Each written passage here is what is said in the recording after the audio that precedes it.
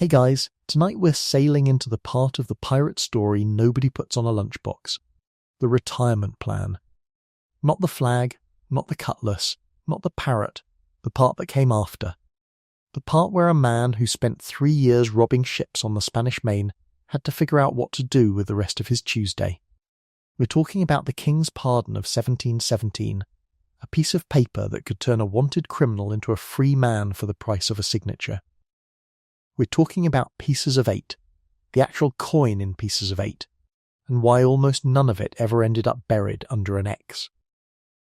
We're talking about a governor who saved a castaway, tamed a pirate republic, and still ended up broke. And we're talking about the ones who took the deal, the ones who broke it, and the one gentleman pirate who tried to go straight and simply could not stay there. Welcome to the strange, quiet, often disappointing afterlife of piracy. The part that never makes the poster. Go ahead and dim the lights now, and if you've got a fan nearby, let it hum low, like wind finding its way through old rigging. You're warm right now, under whatever blanket you've got tonight. That won't be true for most of the men in this story. Let's ease into tonight's journey together. You wake up on a warm morning in July of 1718, and the first thing you notice is the smell, tar, salt and low tide, the particular perfume of a harbour that hasn't seen a proper cleaning in about a decade. You're in Nassau, on the island of New Providence, and for the last several years this harbour has functioned less like a British colonial outpost, and more like a criminal fraternity with excellent waterfront property. You've been part of it for 2 years now, ever since you were taken off a merchant sloop and asked, politely enough, whether you'd like to sign the articles or take a swim. You signed. Most men did. Today, though, something is different. Ships are riding at anchor that don't belong to pirates, and word has been moving through the tavern since dawn. A new governor has arrived. A man named Woodes Rogers, and he's brought with him a piece of paper from King George himself. It's called the Act of Grace, and it offers something you didn't think existed in your line of work. An exit. Here's the thing about the pardon. It isn't a rumour you heard in a tavern, and it isn't a trick, though plenty of pirates will spend the next few weeks convinced it must be one. The proclamation was signed by King George I in September of 1717, and it offers a full pardon to any pirate who surrenders before a fixed deadline, later pushed to September of 1718 to give the news time to cross the Atlantic, provided you commit no further acts of piracy after turning yourself in. Rogers didn't write this policy. He's simply the man tasked with delivering it, at gunpoint if necessary, backed by a small fleet and a Royal Navy escort that anchors in Nassau harbour like a very polite threat. You watch him come ashore that morning, a Bristol-born former privateer, a man who once helped rescue a marooned sailor from a Pacific island, a rescue that in a few years will inspire a novel about a castaway named Crusoe, and who is now, improbably, your new landlord. The bad news is that Nassau's pirate free-for-all is over. The worst news, if you think about it for more than a minute, is that you have to decide, today, whether your career is too. The line to surrender forms outside a temporary customs house built from salvaged ship's timber, and you join it standing behind a man you don't recognise and in front of one you do. Elias Rook, the ship's surgeon's mate, a man pressed into service 18 months ago from a captured merchantman off Hispaniola, and who has ever since kept a small tin of clove oil in his coat for toothaches, dispensed to anyone who asks, pirate or prisoner alike. Elias didn't choose this life. He spent 2 years hoping for exactly this line to exist. When his turn comes, he gives his name, his former ship, and swears an oath of allegiance to the crown, and in exchange receives a certificate, a genuine piece of government paper with his name on it, stating that he is pardoned of all acts of piracy committed before this date. He folds it like it's made of gold leaf. You'll remember that later. Congratulations, you are now, on paper, a free man, assuming you sign, which is not actually guaranteed, because roughly 600 pirates take the pardon in Nassau over the following weeks, and every single one of them has to reckon with the same unglamorous truth. freedom doesn't come with a pension. The Crown offers no back pay, no severance, no retraining program for a man whose only marketable skill is boarding ships under fire. Some of the men ahead of you in line are already asking Rogers's officers what happens next, and the honest answer is, whatever you can arrange. A few, like the former pirate Commodore Benjamin Hornigold, will be offered work almost immediately, hunting down pirates who didn't take the deal. Which is, if you think about it, one of history's more efficient recycling programs. Most won't get that offer. Most will get a certificate, a clean conscience on paper, and a harbour full of other unemployed sailors, all competing for the same handful of honest berths. Look around that line while you wait your turn, and you'll notice something the popular image of piracy, a uniform crew of scruffy Englishmen, tends to flatten entirely. Modern research into surviving crew lists and trial records has confirmed what should be obvious once you think about it. Pirate crews of this period were drawn from across the Atlantic world, English and Welsh and Scottish sailors, standing alongside French, Dutch and Scandinavian hands. Free and formerly enslaved Africans who had escaped bondage and found aboard a pirate ship, one of the very few positions in the entire Atlantic economy where a black sailor might vote alongside a white one and draw an equal share for equal risk. It wasn't equality in any full modern sense. Bondage and the buying and selling of enslaved people persisted uncomfortably alongside these crews' own internal fairness, the same uneasy tension that showed up in Roberts's articles offering enslaved people as an alternative currency for an injury payout. But it was, by the standards of 1718, a genuinely unusual mixture of men who would have had almost no path to standing shoulder to shoulder anywhere else in this world, waiting in the same line for the same certificate, judged by the same royal proclamation regardless of where they'd started. By mid-afternoon you have your own certificate in hand, and Rook finds you outside the customs house, grinning in a way you haven't seen from him before, not the tight, careful expression he wears when setting a broken bone below decks, but something looser. "I keep waiting for someone to tell me it's a joke," he says, turning his paper over as if the trick might be printed on the back. It isn't. Here's what nobody tells you standing in that line. The hardest part of retiring from piracy isn't getting the pardon. It's what happens in the weeks after, when the excitement fades and you realise you have no trade, no land, no family nearby, and a reputation that follows you into every tavern from Nassau to Charleston. What happens below decks in a man's own head after the cheering stops is a different matter, but that's not yet. There's a particular kind of quiet that settles over a harbour the morning after several hundred armed men have voluntarily disarmed themselves, and it's worth noticing because it's the first physical evidence that something genuinely large has shifted. Ships that once flew whatever colours their captains fancied now sit at anchor under nothing at all, mast bare, waiting for owners who haven't yet decided what flag, if any, they'll fly next. The taverns are just as loud as they were the week before Pardon Day, if not louder, but the noise has a different texture to it, less the confident swagger of men flush with a fresh prize. More the nervous energy of men trying to talk themselves into believing their old life is really, actually over. 3 weeks out from Pardon Day, the shape of Nassau has already changed, and not entirely for the better if you're the sort of person who liked things the old way. Rogers has begun fortifying the harbour, appointing a council, and trying to turn a town built on stolen goods into something resembling a functioning colony, which is a bit like trying to turn a shipwreck back into a ship. You spend those weeks doing what a surprising number of the pardoned do. Nothing much. You drink what little coin you have left.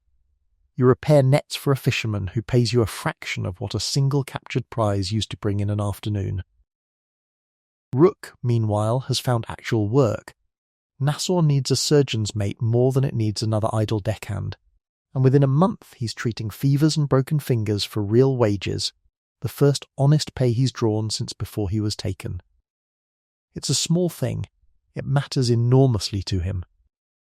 Here's what the pardon does not fix, and it's worth sitting with this rather than rushing past it, piracy, whatever else it was, paid better than almost anything available to a common sailor in the Atlantic world, and it offered something rarer still, a vote. Under the ship's articles you signed 2 years ago, You had a say in who captained your vessel and how the plunder was divided. A genuine democratic structure operating on the open sea a full 7 decades before anyone stormed a prison in Paris, demanding the same idea for dry land. Ashore, pardoned and legal, you have no vote in anything. You are, once again, simply a poor man in a British colony, which is precisely the condition that sent so many of you to sea with pirates in the first place. The pardon frees your body from the gallows. It does very little for your circumstances. And that quiet, unglamorous disappointment, not a cannon, not a storm, is the first real danger of pirate retirement, and it will claim more of Nassau's newly pardoned men than the Royal Navy ever managed to hang. By the 2-month mark, the town has thinned out considerably, and you understand exactly why when you do the arithmetic yourself one evening with Rook over a cup of poor rum. 600 pardoned pirates, a harbour with maybe 200 honest jobs to offer them, and a governor who arrived with grand plans and a treasury that's already running dry. Rogers financed much of this expedition out of his own pocket and the backing of investors expecting a return, a debt that will follow him for years, though you don't know that yet. Some men drift back to sea as privateers, legally chasing Spanish shipping under a different flag, but doing more or less the same job for less reliable pay. Others simply vanish inland or onto passing ships bound for the American colonies, hoping a fresh port means a fresh start. And a smaller number, you've heard 3 names already, whispered with a mixture of contempt and envy, never actually stopped being pirates at all. They took the certificate, waited for the Navy ships to sail off towards some other emergency, and quietly resumed the only trade that ever paid them fairly. One of those names is Blackbeard's. You'll hear it again before the year is out, and not in a way that ends well for him. There's a particular irony sitting in how Rogers actually put some of his newly pardoned population to work in those first months, and it's worth pausing on before moving forward. Nassau's old fort, a crumbling, half-ruined structure that had done nothing to stop pirates from using the harbour freely for the better part of a decade, needed rebuilding if the town was ever going to function as an actual defended colony rather than an open invitation. Rogers hired labour for the work, and a fair portion of the hands hauling stone and repairing walls that summer were the very men who, weeks earlier, had sailed in and out of this harbour as pirates with no fort to answer to at all. You spend several of those early weeks doing exactly this kind of work yourself, unglamorous, physically brutal in the heat, paid at a labourer's rate that feels almost insulting after years of prize shares, helping to build the fortifications that will, in theory, keep the next generation of men like you from ever having the free run of this harbour that you once had. Here's the dry joke worth allowing yourself. You spend your first honest wages as a pardoned pirate helping construct the exact thing that would have stopped you from ever becoming one. What finally decides it for you, and this is the quiet, undramatic truth of most pirate retirements, however the ballads tell it later, is not a battle, not a hanging, not a single dramatic moment at all. It's a Tuesday. Rook mentions over a shared plate of saltfish that the surgeon he's apprenticed under is getting old and looking for someone steady to take on more responsibility, someone who already knows how to set a bone under pressure. It isn't glamorous, it won't buy you a plantation, but it's honest, it's legal, and it's yours in a way that no captain's share ever quite was, because no one can vote to take it from you at the next election of officers. You think about the harbour the way it looked the morning Rogers arrived, crowded with ships that answered to no one, and you think about how quiet it is now, and which version of quiet you actually prefer. That's the real retirement plan for most pirates who lived long enough to have one. Not treasure, not a return to grand adventure, just the slow, ordinary work of becoming somebody's neighbour again. Not every pardoned man managed it, but the ones who did left far less of a mark on history than the ones who didn't, which tells you something about which stories get remembered, and which simply got to live. By your 6th week ashore, news still travels the way it always has in a town without a proper newspaper. By mouth, by rumour, by whoever happens to walk in off the latest boat. It arrives one evening in the shape of a weathered old sloop hand named Merrick, who ties up at the public dock and heads straight for the nearest tavern, still half drunk, on the relief of having survived his crossing at all. He's come down from waters off the Carolina coast, and what he's got to tell the room isn't good news exactly. Though it isn't your problem either. Not anymore. A ship's still flying black colours up that way, he says, taking targets even now, months after the pardon deadline, and he watched her from a safe distance long enough to be sure. He doesn't know the captain's name yet. You will soon enough, it's Charles Vane, and this is the first you've heard of a man whose defiance will echo through the rest of tonight's story. For now, Merrick's news lands the way most second-hand news does in a town like this. As a rumour half-believed, passed along with your drink, mixed in with a dozen other half-believed things, forgotten by most of the room before the night is out. You remember it. You're not entirely sure why. Here's what the paperwork itself doesn't tell you. Standing in that customs house line back on Pardon Day, and what only becomes clear with time, the Act of Grace wasn't a single tidy transaction administered once and then closed. Governors up and down the American coast, in Bermuda, in Virginia, in the Carolinas, were handed the same royal proclamation and told to administer it locally, which meant the exact terms could shift slightly, depending on which official's desk you happened to sign at. Some governors required a formal oath witnessed by 2 colonial officials. Others, pressed for time and staff, accepted little more than a name, a ship, and a signature. And when the original September 1718 deadline arrived, and pirates were still turning themselves in faster than anyone in London had planned for, the Crown quietly extended leniency further, allowing a handful of latecomers, men who'd been at sea when the news first crossed the Atlantic and missed the original cut-off entirely, a second chance to surrender without facing the noose for the delay. It is, in short, the bureaucratic equivalent of a harried customs officer trying to process an unexpected flood of very specific criminals, and it worked about as smoothly as you'd expect an 18th century government programme to work. Which is to say, mostly, eventually, and with a great deal of improvisation along the way. It's Rook who tells you, one evening a few months in, about a man named Simons who died 2 weeks before the pardon reached his ship. A fever. Nothing dramatic. Nothing worth a ballad. Just an infection that outran the surgeon's tar and oakum by a matter of days. Rook had known him only slightly. A quiet hand from the gun deck, who kept mostly to himself. But he mentions it while cleaning his instruments one night, with the particular carefulness of a man who has started, quietly, keeping a private tally of the ones who didn't make it as far as he did. There's no ceremony to it, no monument, just Rook naming him once, out loud, to make sure somebody besides himself remembers that Simons existed at all. You understand, watching him, that this is its own kind of grief. Not loud, not dramatic, just a surgeon's mate refusing to let a name disappear entirely into the general arithmetic of how many pirates lived long enough to be pardoned and how many didn't. It's the same tenderness that will follow every story tonight, tucked into the margins where the ballads never bother to look. Not every pirate got the luxury of a slow Tuesday and a surgeon's apprenticeship. Some retirements were sudden, spectacular, and, depending on who you believe, never actually happened at all.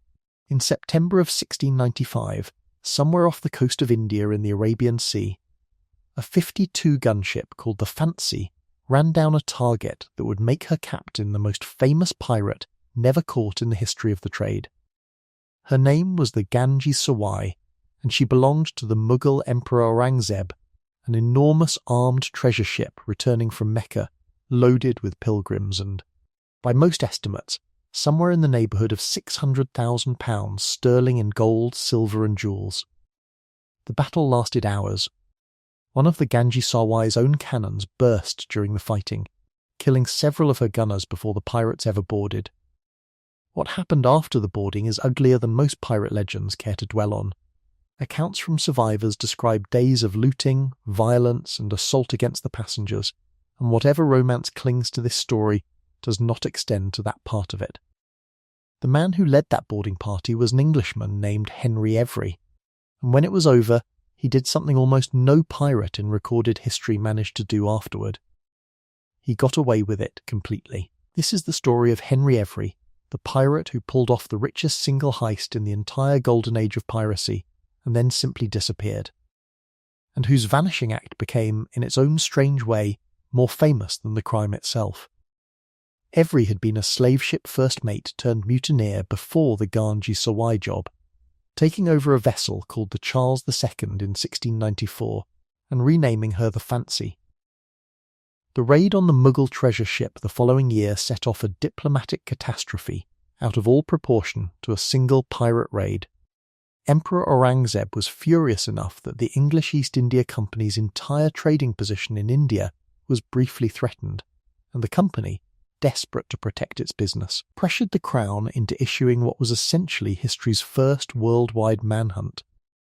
A reward of £500 was placed on Every's head, an almost unimaginable sum for a single man, worth roughly what a skilled tradesman might earn across an entire decade of honest labour.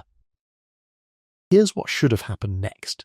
According to every rule the Atlantic world understood about crime and punishment, Every should have been hunted down within a year or two, tried, and hanged in a very public and very instructive fashion, the way most successful pirates eventually were.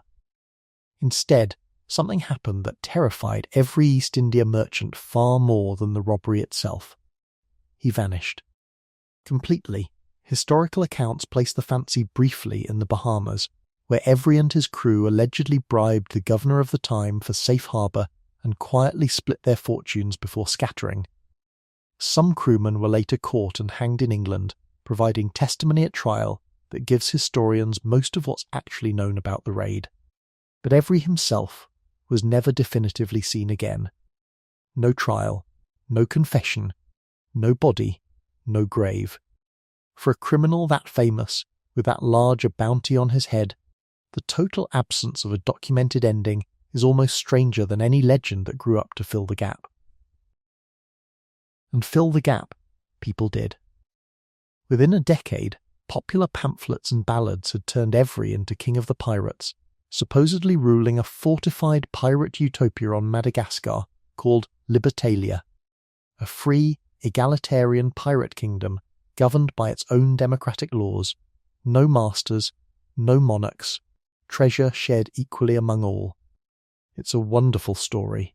It is also, according to virtually every modern historian who has looked for it, almost certainly a fiction, traceable largely to Captain Charles Johnson's 1724 book, A General History of the Pirates, a text that mixed real reporting with outright invention so thoroughly that separating the 200-300 years later is close to impossible.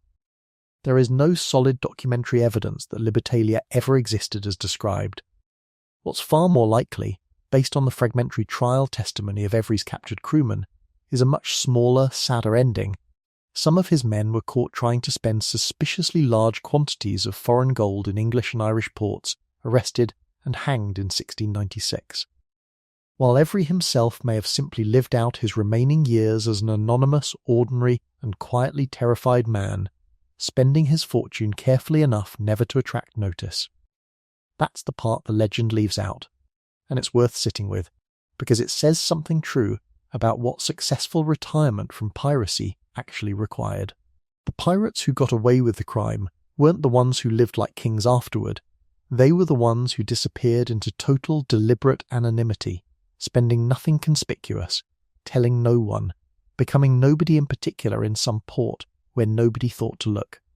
One persistent thread of testimony from Every's crew suggests he attempted to sell a large quantity of diamonds in Ireland through a corrupt merchant who may have cheated him out of most of the profit.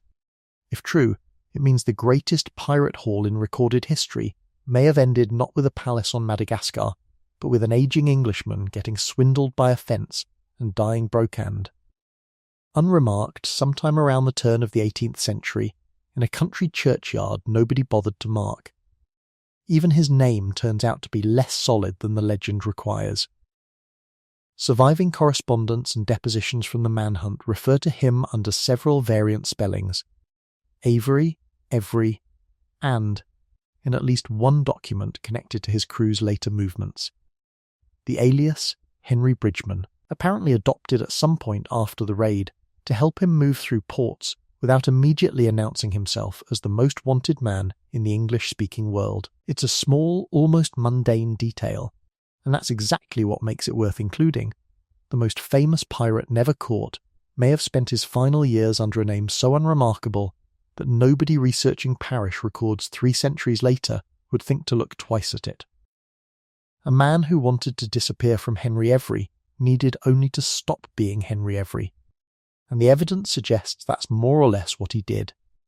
There's a certain dry irony worth sitting with here, and it's the kind this whole story keeps circling back to, the single most successful pirate retirement in history. By the only metric that actually matters, did you keep your life and avoid the noose, may also have been the least glamorous.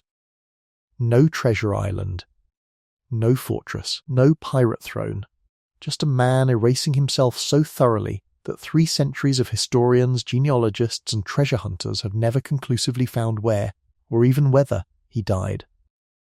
Contrast that with what came next for men who wanted the world to know they'd won. Blackbeard kept his fearsome reputation alive deliberately, weaving lit fuses into his beard before battle for effect. And it got him killed at Ocracoke in November of 1718, his head removed and hung from the bowsprit of the sloop that caught him, put on display as a warning to exactly the kind of men who might otherwise be tempted to try their own version of Every's vanishing act.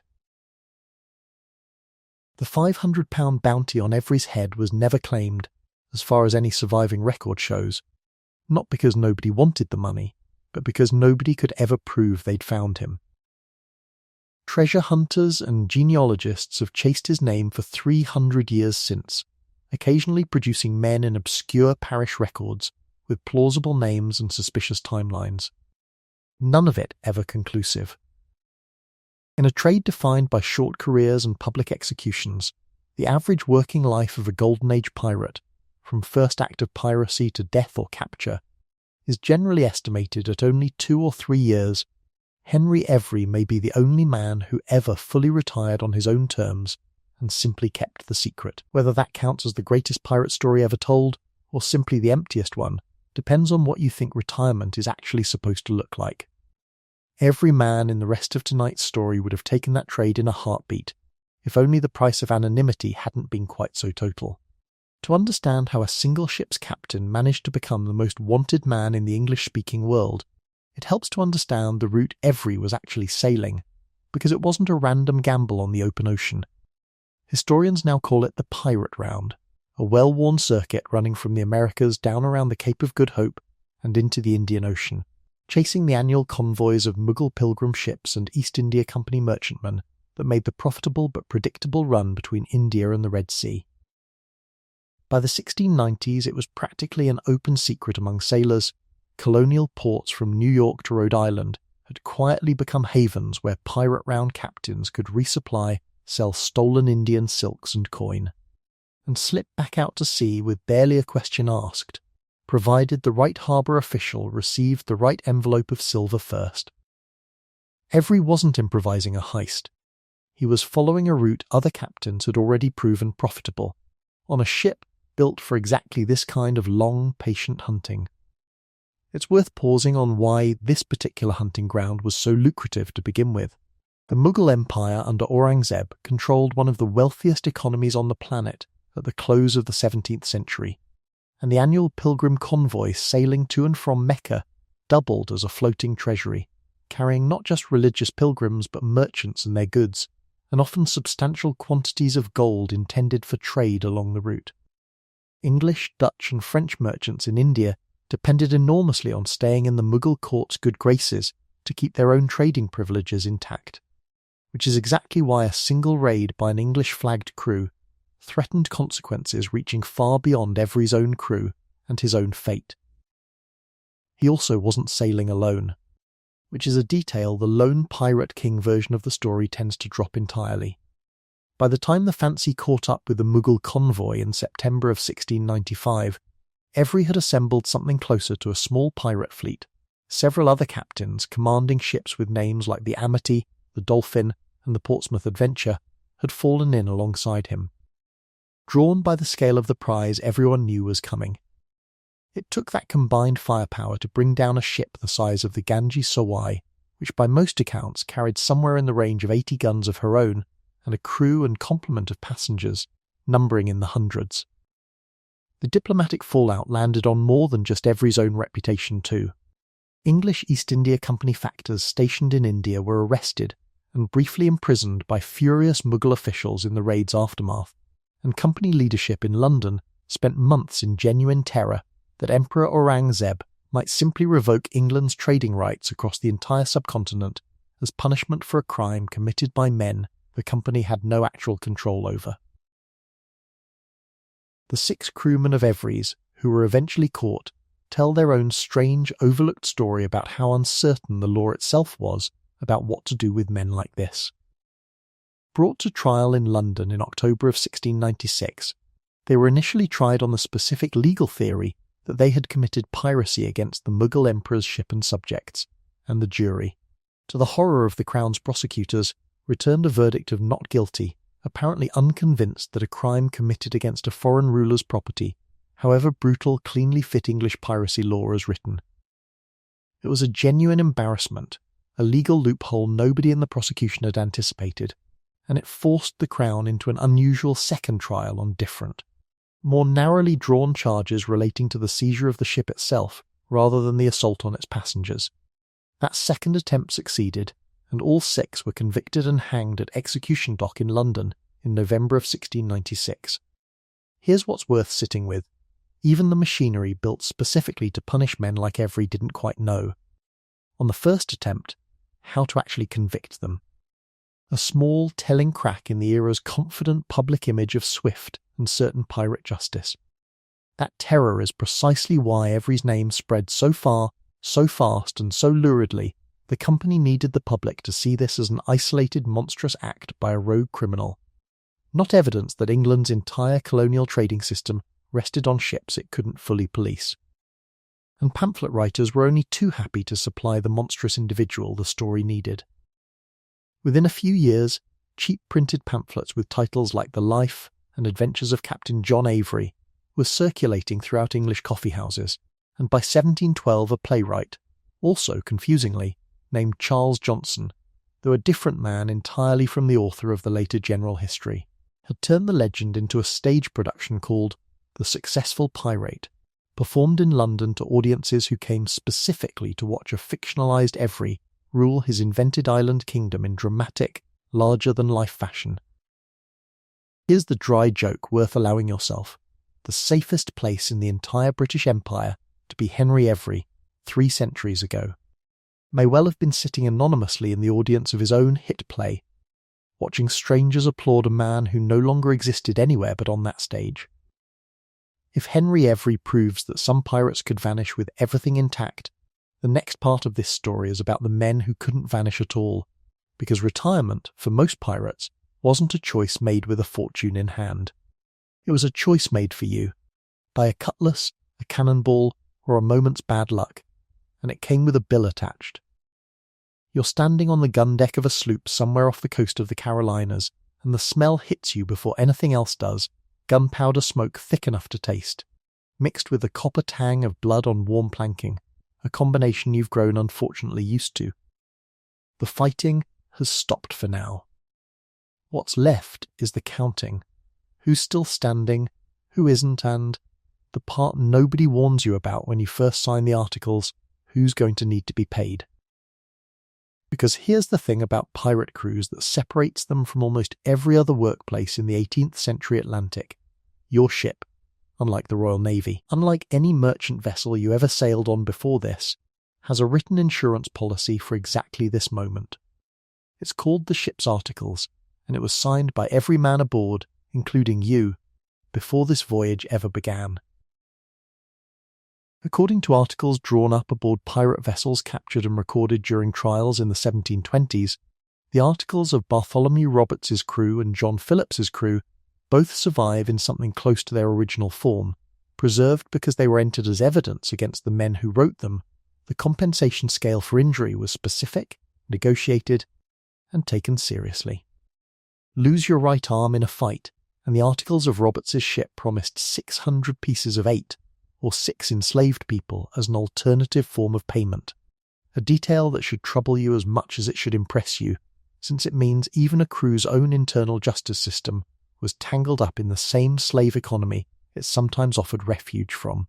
Lose your left arm, or a leg, and the payout dropped somewhat but remained substantial. Lose an eye or a finger, smaller still, but never nothing. This wasn't charity. It was a negotiated, collectively bargained system, voted on by the crew before the voyage began, the same way you'd voted on your captain and your quartermaster. No merchant sailor in the entire British Atlantic had anything close to it. If you lost a leg-hauling cargo on an honest ship, the honest answer, more often than not, was that you were simply put ashore and forgotten. You remember the day this particular set of articles was actually agreed to, months before tonight's battle, because every man aboard was required to witness it, and most were required to sign it, including you. The captain read the terms aloud on deck, shares, discipline, the rules against fighting among the crew, and near the end, the compensation scale for injury, and the quartermaster called for a show of hands on each clause in turn, some passing without objection. A few debated at length by men who clearly understood exactly how much their own future safety depended on getting the wording right. It's an odd thing to have voted on your own insurance policy before you ever needed it, and odder still to remember watching Devi ask his flat, businesslike question about a leg taken below the knee. That the fairness he's now relying on was something the entire crew built together, on purpose, with their own raised hands, long before any of them knew whose limb it would eventually apply to. The man beside you tonight is Davy Prince, the ship's cooper, the fellow responsible for keeping every barrel of water, salt pork, and gunpowder watertight and seaworthy. A job that sounds unglamorous until you consider that a crew with rotten water supplies dies of thirst just as surely as one that loses a battle. Davy's been aboard 14 months, pressed originally from a captured Bristol trader, and somewhere in that time he's become the man everyone brings small complaints to. A leaking cask, a split hoop, once memorably a dispute over whether a particular rum ration had gone properly sour. He has a habit of humming while he works, tuneless and constant, the kind of noise that becomes so familiar you stop noticing it until it stops. Tonight it stopped, because Davy Prince took a musket ball through the lower leg 20 minutes ago, and the ship's surgeon has just finished telling him, as gently as the situation allows, that the leg is coming off below the knee. Here's the part that should surprise you, and somehow still does. Every time you watch it happen, Davy doesn't beg, doesn't rage, doesn't do any of the things you'd expect from a man about to lose a limb, with nothing stronger than rum and a leather strap between him and the pain. What he does, while 2 crewmen hold him steady and the surgeon prepares the saw, is ask the quartermaster flatly, almost businesslike, whether the 600-piece payout applies to a leg taken below the knee the same as one taken above it. It does. The articles, as read aloud and confirmed by a show of hands months earlier, made no such distinction. Davy nods, says something you don't quite catch under his breath, and the surgeon gets to work. It takes less than 2 minutes. It is, by every account of 18th century amputation surviving in ship's logs and surgeons' journals, one of the loudest 2 minutes a man can survive. By the time the ship makes port 6 weeks later, 6 weeks during which Davy's stump is dressed daily with tar and oakum, the standard field treatment of the era, more effective at preventing infection than you'd expect, and considerably less effective than you'd hope, the crew has already voted unanimously to honour the payout in full. 600 pieces of 8 is a genuinely enormous sum, equivalent to what a skilled tradesman ashore might earn across several years of honest labour, and Davy receives every bit of it, counted out in Spanish silver on the open deck in front of the entire crew. A public ceremony as much as a financial transaction. Here's what's easy to miss if you only think about pirates as villains. This payment isn't sentiment, it's contract. It's the same crew that will maroon a man for theft from a shipmate, that will vote a captain out of his post for cowardice or cruelty, applying that same cold procedural fairness to one of its own in the worst moment of his life. It is, in its own grim way, the most humane workplace insurance policy available anywhere on the Atlantic in 1718, and it belonged to men the world had already decided were beyond humanity entirely. What happens to that 600 pieces of 8 over the following months tells you almost everything you need to know about pirate retirement in practice, as opposed to legend. Davy doesn't bury it, doesn't sail off to build a plantation. Within your second prize taken after his injury, he's already spent nearly a third of it, on a room above a Nassau tavern, on new clothes he didn't strictly need, on drinks bought for the entire crew twice over. A kind of public celebration of survival that every man aboard seems to understand instinctively, even if none of them could explain why. This is, in fact, the far more common fate of pirate treasure than any buried chest, spent fast, spent visibly, spent as though the spender genuinely believes, correctly as it turns out for most of them, that there won't be a great deal of time left to enjoy it. Davy Prince will live another 3 years as a one-legged tavern keeper's assistant in Nassau, walking with a carved wooden peg that the ship's carpenter made for him as a parting gift, humming tunelessly behind the bar the same way he once hummed over his barrels. It's not the ending the ballads would choose, it is, by the actual arithmetic of pirate life expectancy, closer to a happy one than most men aboard that ship would ever get.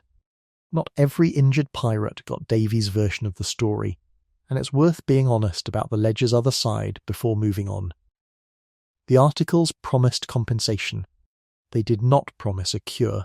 Infection killed a substantial number of men who survived the initial wound and the initial payout, dying weeks later of causes that had nothing to do with cannon fire and everything to do with a surgeon's saw, unwashed hands, and a total 18th century ignorance of what actually caused wounds to fester. The compensation scale, for all its genuine fairness by the standards of the age, could not buy a man a working leg back, could not restore an eye, could not undo the fact that a one-armed former pirate ashore, however well paid, faced a labour market with very few uses for him. Some of the men who survived their injuries and collected their full payout still ended their days begging in port towns within a few years, the silver long since spent. The body it was meant to compensate for never actually repaired. The articles were fair. The world they retired into was not obligated to be. By the time your own ship is finally boarded, and its crew given the choice between the gallows and King George's pardon, you carry Davy Prince's story with you into that decision more than you carry any tale of buried gold. Because here is the quiet lesson sitting underneath all of it, the one that outlives every legend of pirate treasure. The actual financial safety net that mattered to these men wasn't a myth waiting to be dug up on some island. It was a piece of paper, voted on and signed by ordinary sailors, promising that if the worst happened, the crew itself would make it right, in silver, on the open deck, in front of everyone. No king ever offered that. No merchant captain ever offered that. It took men the law called monsters to build the first workplace safety net most of them had ever seen, and it's a strange, uncomfortable kind of dignity to find inside a story that starts with an amputation. But there it is, all the same, waiting under the drama the way it always does if you look for it. The scale of injury covered by those articles went further than most people assume, and it's worth walking through in more detail, because the specificity is exactly what makes it feel real rather than legendary. The surviving articles connected to John Phillips's crew, recorded during their 1724 trial, laid out compensation not just for lost limbs, but for lost eyes and lost fingers, each with its own negotiated value, a smaller sum than an arm or a leg, but a sum all the same, paid in the same public, counting out of silver on the open deck.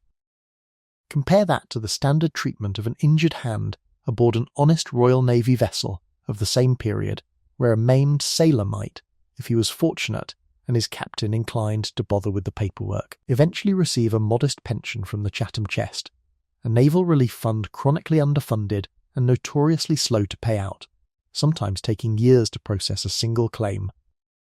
A pirate crew settled the same kind of debt in an afternoon, in cash, on the spot, decided by men who had no legal obligation to pay a wounded shipmate anything at all, and did it anyway because they had voted, collectively, that they would. Compare this, for a moment, to what waited for a wounded sailor pressed into ordinary naval service rather than piracy. Men who, having lost a limb defending the same crown that would go on to hang pirates for defying it, often found themselves discharged with nothing more than a certificate of service and a hope that some parish back home might take pity on them. It's an uncomfortable comparison to sit with, and this script won't pretend the discomfort resolves neatly. The men's society called criminals had, in this one specific respect, built something fairer for their own wounded than the lawful institutions built for theirs. Even the language a pirate crew used for this arrangement is worth a moment's notice. The articles didn't call it charity, and nobody aboard would have described it that way. They called it, simply, what was owed, a word choice that turns out to matter enormously. Because owed implies a debt freely entered into by both sides, negotiated and agreed rather than granted from above as a favour that could just as easily be withheld. Davy Prince didn't have to hope the crew would be generous with him after his leg came off.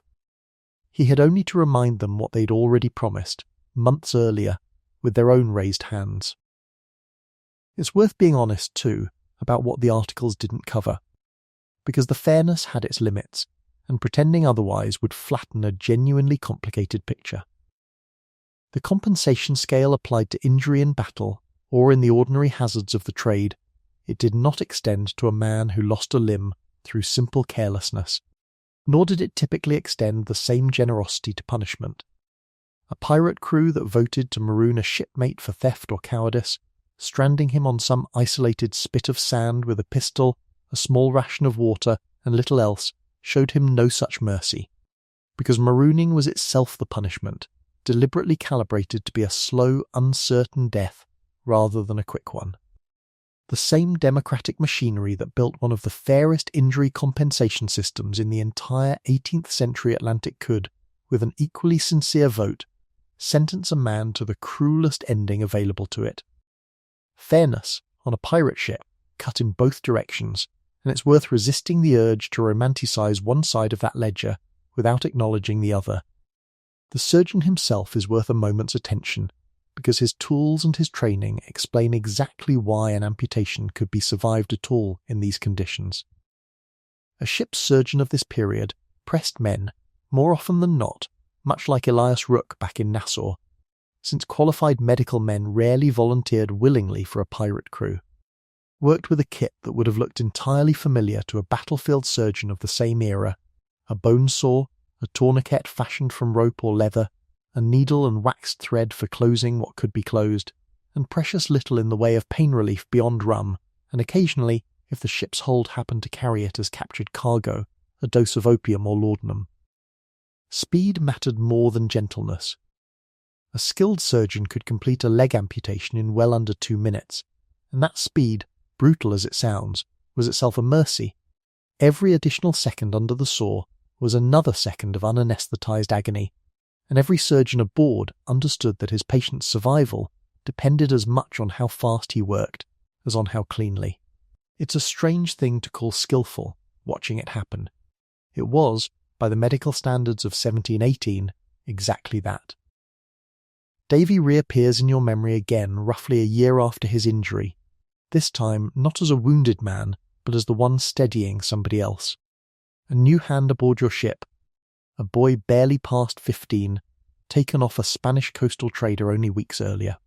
Loses 2 fingers in a rigging accident during a storm off the Florida coast, and it's Davy, ashore by then, and working the tavern where the ship happens to be resupplying, who talks the boy through what to expect from the payout and the pain both, speaking with the specific, unhurried patience of a man who has already survived the exact fear currently sitting in front of him. He doesn't dress it up. He tells the boy plainly that it will hurt for weeks, and that the money, when it comes, will help less than he expects and more than he fears. It's a small scene, the kind that never makes it into any general history of piracy, but it's the truest kind of legacy a man like Davy Prince ever leaves behind.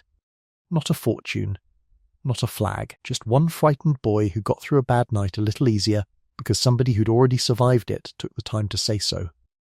If the articles show pirates at their most orderly, a written contract, a vote, a fair payout for a terrible loss, The next figure in tonight's story shows exactly what happened to a man who signed those same articles, tried to walk away from them entirely, and discovered that piracy is a far easier trade to enter than it is to leave. On the 10th of December 1718, in a public square in Charleston, South Carolina, a well-dressed man in his late 20s stood on a scaffold, having spent his final days writing increasingly desperate letters begging the colonial governor for mercy. Letters that survive in the historical record and make for uncomfortable reading precisely because of how ordinary and human they sound. Nothing like a hardened criminal's last words, and everything like a man who genuinely believed, right up until the rope, that this couldn't really be happening to him. His name was Stede Bonnet, and less than 18 months earlier he had been one of the wealthiest sugar plantation owners on the island of Barbados, a retired army major with a wife, children, a substantial estate, and, by every account that survives from people who knew him, absolutely no business whatsoever becoming a pirate. This is the story of Stede Bonnet, the gentleman pirate who tried more than once to retire from a life he'd never actually needed in the first place, and who discovered, the hard way, that piracy is far easier to start than it is to stop. The accepted explanation for why a wealthy, land-owning, formally educated planter suddenly purchased an armed sloop in the spring of 1717, named her the Revenge, and set sail as a pirate captain with no prior seafaring experience whatsoever, traces back largely to Charles Johnson's General History, which claims, colourfully and entirely, without corroboration from any independent source, that Bonnet was fleeing an unhappy marriage. Whether that's true or simply the kind of detail Johnson liked to invent to give his subjects a tidy motive, nobody now can say for certain. What is documented from Admiralty records and eyewitness testimony at his eventual trial is stranger than the marriage story either way. Bonnet actually paid his own crew wages, out of pocket, rather than working under the standard system of shared plunder, making him, as far as the historical record shows, possibly the only pirate captain in the entire Golden Age who ran his criminal enterprise like a conventional business with himself as sole proprietor and everyone else on payroll. It went badly almost immediately. Bonnet had no sailing experience, and by multiple accounts proved a poor captain in actual combat, and by the summer of 1717 his path crossed with a considerably more capable pirate named Edward Teach, Blackbeard, who essentially absorbed Bonnet's operation, placing his own officer in command of the Revenge while keeping Bonnet aboard Blackbeard's flagship, ostensibly as a guest. In practice as something closer to a passenger stripped of real authority over his own ship. Here's the thing about the man history remembers as a bumbling amateur. Whatever else went wrong for him, Bonnet appears to have genuinely wanted out almost from the start. In the summer of 1718, when word reached the Carolinas of King George's pardon, Bonnet took it. Travelling to see Governor Charles Eden of North Carolina, surrendering and receiving his certificate, the exact same document Elias Rooke folded so carefully back in Nassau. For a brief window, the gentleman pirate had genuinely, legally retired. It didn't last. Bonnet's ship needed repairs and provisions, and rather than wait for a legal privateering commission he'd applied for, he made a decision that would define the rest of his short life. He sailed out under the pardon's protection to seize supplies from other vessels, telling himself, apparently, that this wasn't really piracy so much as necessary provisioning, a distinction the law did not recognise, and never would. Within weeks he had broken the terms of his own pardon beyond any plausible defence, renamed his ship the Royal James, and resumed raiding merchant vessels along the Carolina coast in earnest. Here's what's worth sitting with. Nothing forced Bonnet back to sea the way poverty or a lack of alternatives forced so many common sailors into piracy in the first place. He had land. He had money waiting for him in Barbados. He chose, repeatedly, to return to a trade that had already given him one clean exit, and each time he did, the noose around that decision drew a little tighter. By late September of 1718, Colonel William Rhett of South Carolina had been dispatched with 2 armed sloops specifically to hunt Bonnet down, and the two forces met in a 5-hour running battle at the mouth of the Cape Fear River, a fight fierce enough that both sides took significant casualties before Bonnet, badly outgunned and out of options, finally struck his colours and surrendered. Picture that final battle itself for a moment, because a 5-hour running fight was no brief skirmish settled by a single volley. Rhett's two sloops, the Henry and the Sea Nymph, ran aground on sandbars during the initial approach, along with Bonnet's own vessel, leaving all three ships stuck fast in shallow water and forced to exchange fire at close range for hours, while their crews waited for the tide to shift and free them. Witnesses described the marsh air thick with gun smoke long after any of the ships could actually manoeuvre, cannon and musket fire continuing between vessels close enough that men aboard could shout insults across the water between exchanges. Casualties mounted on both sides through the long afternoon. Rhett's own force reportedly suffered more dead and wounded than Bonnet's did, an uncomfortable detail for a battle remembered mainly as Bonnet's final defeat. When the tide finally rose enough to free the ships, Bonnet's crew found themselves outgunned and outmanoeuvred, and the surrender that followed brought a strange, exhausted quiet to a stretch of coastline that had spent an entire afternoon shaking with cannon fire. He was taken to Charleston in chains, and it's here that the story stops being merely a cautionary tale about a failed pirate and becomes something genuinely sad. Bonnet escaped custody briefly in early October. Accounts suggest he may have dressed in women's clothing to slip past his guards, though like much surrounding Bonnet, the precise details come down to us through sources of uneven reliability, and was recaptured within a few weeks, hiding on a nearby island, reportedly weakened and starving. That escape sealed his fate.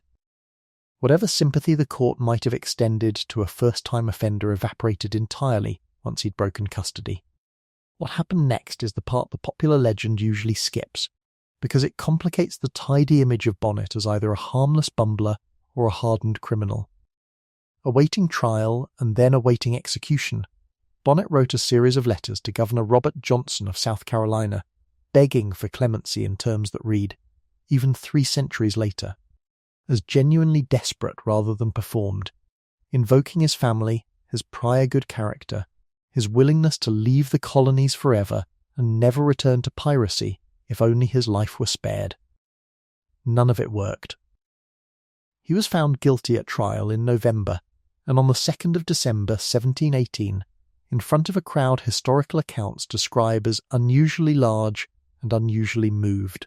Bonnet's obvious terror and his gentlemanly bearing apparently struck onlookers very differently than the execution of a hardened career criminal typically did. He was hanged in the marsh below Charleston's White Point, his body left displayed for several days afterward as a public warning, the standard practice of the era for pirates. Back in Barbados, through all of this, sat the wife and children Bonnet had left behind on that supposed nighttime pleasure cruise, a detail the historical record touches only briefly, but that deserves at least a moment's attention, because it's the one piece of this story with no possible dry joke attached to it. Whatever drove Bonnet to sea. His family had no part in the decision and no warning of it, and there is no surviving account of them ever seeing him again after he sailed. His final letters to Governor Johnson, pleading for his life, make no recorded mention of them at all, whether from a gentleman's instinct to keep his family's name out of a criminal proceeding, or simply because, by December of 1718, he had already accepted that there was nothing left to ask on their behalf. It's a small, quiet absence in a story otherwise full of dramatic reversals, and it's worth naming precisely because the record itself goes silent on it, a reminder that not every cost of a man's decisions makes it into the trial transcript. The dry, uncomfortable irony sitting at the centre of Stede Bonnet's story is this. He is very likely the only man in tonight's entire script who could have retired from piracy with genuinely nothing at stake.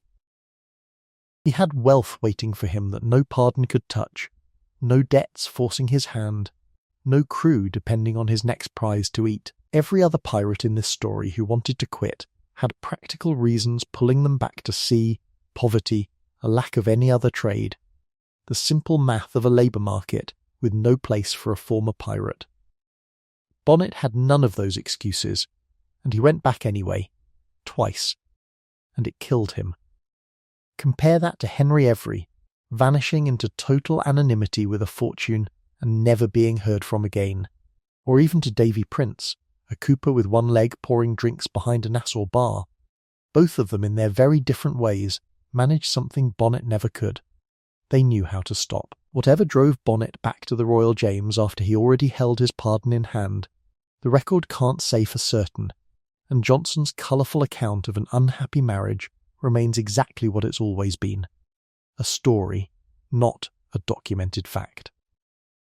What the record can say is simpler and sadder, that some men, given a second chance, cannot quite bring themselves to take it. And the sea, for Stede Bonnet, was easier to return to than the life waiting for him on land. There's a quieter thread worth pulling on before we leave Charleston behind. Several of Bonnet's own crew tried alongside him that same autumn, requested, and in a handful of documented cases received, the chance to testify against their captain in exchange for leniency. A reminder that even among a crew as unusual as this one, self-preservation generally won out over loyalty once the gallows were actually in view. Whatever romantic notion exists of pirate brotherhood surviving until the very end, the Admiralty Court records from Charleston in 1718 tell a more ordinary human story, frightened men saying whatever they could to save their own necks. Exactly as frightened men have always done in courtrooms, in every century, under every flag. Bonnet, for his part, went to the gallows alone in every sense that mattered. The wealthy gentleman who bought himself a life of crime and discovered, far too late, that the life didn't come with a return policy. Picture the scene in Barbados in the spring of 1717, because it's worth dwelling on just how strange this beginning actually was. Bonnet didn't steal his ship, didn't mutiny his way into command of it, didn't inherit it from some disreputable relation. He bought it outright, brand new, a sloop of roughly 10 guns that he had built and outfitted at his own considerable expense. Then paid a full crew of somewhere around 70 men proper wages to sail her, an arrangement so far outside normal pirate practice that it's genuinely difficult to find a comparable case anywhere else in the Golden Age. He named her the Revenge, sailed her out of Barbados under cover of a supposed nighttime pleasure cruise, and by the time his neighbours realised their sugar-planting neighbour had actually vanished to sea, he was already raiding merchant shipping off the coast of Virginia. Here's the dry joke worth allowing yourself, somewhere in the 18th century's long list of terrible business decisions. A man who already owned a profitable plantation, choosing instead to become a paid pirate captain's own employer, has to rank near the very top. The partnership with Blackbeard, when it came in the late summer of 1717, unfolded in a way that made Bonnet's already unusual position stranger still. Accounts from the period describe Blackbeard essentially recognising, almost immediately, that Bonnet had no real feel for command at sea. By several tellings, Bonnet had been wounded or otherwise weakened in an earlier skirmish, and was in poor health when the two captains' paths crossed near the Bahamas, and rather than simply parting ways, Blackbeard proposed that Bonnet recuperate aboard his own larger flagship, while one of Blackbeard's trusted officers took over day-to-day command of the Revenge. It's an arrangement that reads, from 3 centuries away, less like a partnership between equals, and more like a hostile takeover conducted with excessive courtesy.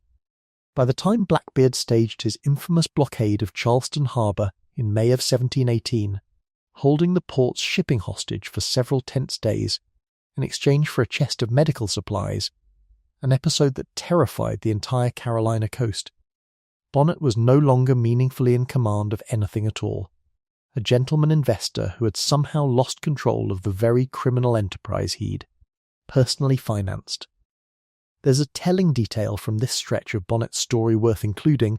Several accounts suggest that once Bonnet realised how thoroughly Blackbeard had sidelined him, he actually set out in a small boat, hoping to hunt Blackbeard down himself and reclaim what had been taken, a plan that came to nothing once he learned Blackbeard's larger. Better armed force had already scattered beyond easy reach. It's a strange, almost comic footnote inside an otherwise grim story. The gentleman pirate, cheated by a more capable criminal, briefly attempting his own private act of piratical revenge against the man who'd humiliated him, before giving up and turning, at last, toward the pardon instead. It was only after Blackbeard abandoned him, sailing off with the lion's share of the plunder and leaving Bonnet to eventually reclaim his own ship in a considerably weakened state, that Bonnet finally sought out the pardon in earnest, and it's worth pausing on how genuinely relieved the man seems, by every surviving account, to finally be free of an arrangement that had cost him his ship, his authority, and very nearly his life, without ever once making him the pirate captain he'd apparently set out to become. For a few weeks that summer, walking free in North Carolina with his certificate in hand, Stede Bonnet had exactly what every man in tonight's earlier chapters was still hoping for: a clean legal exit from a trade that had already taken everything he'd tried to build with it.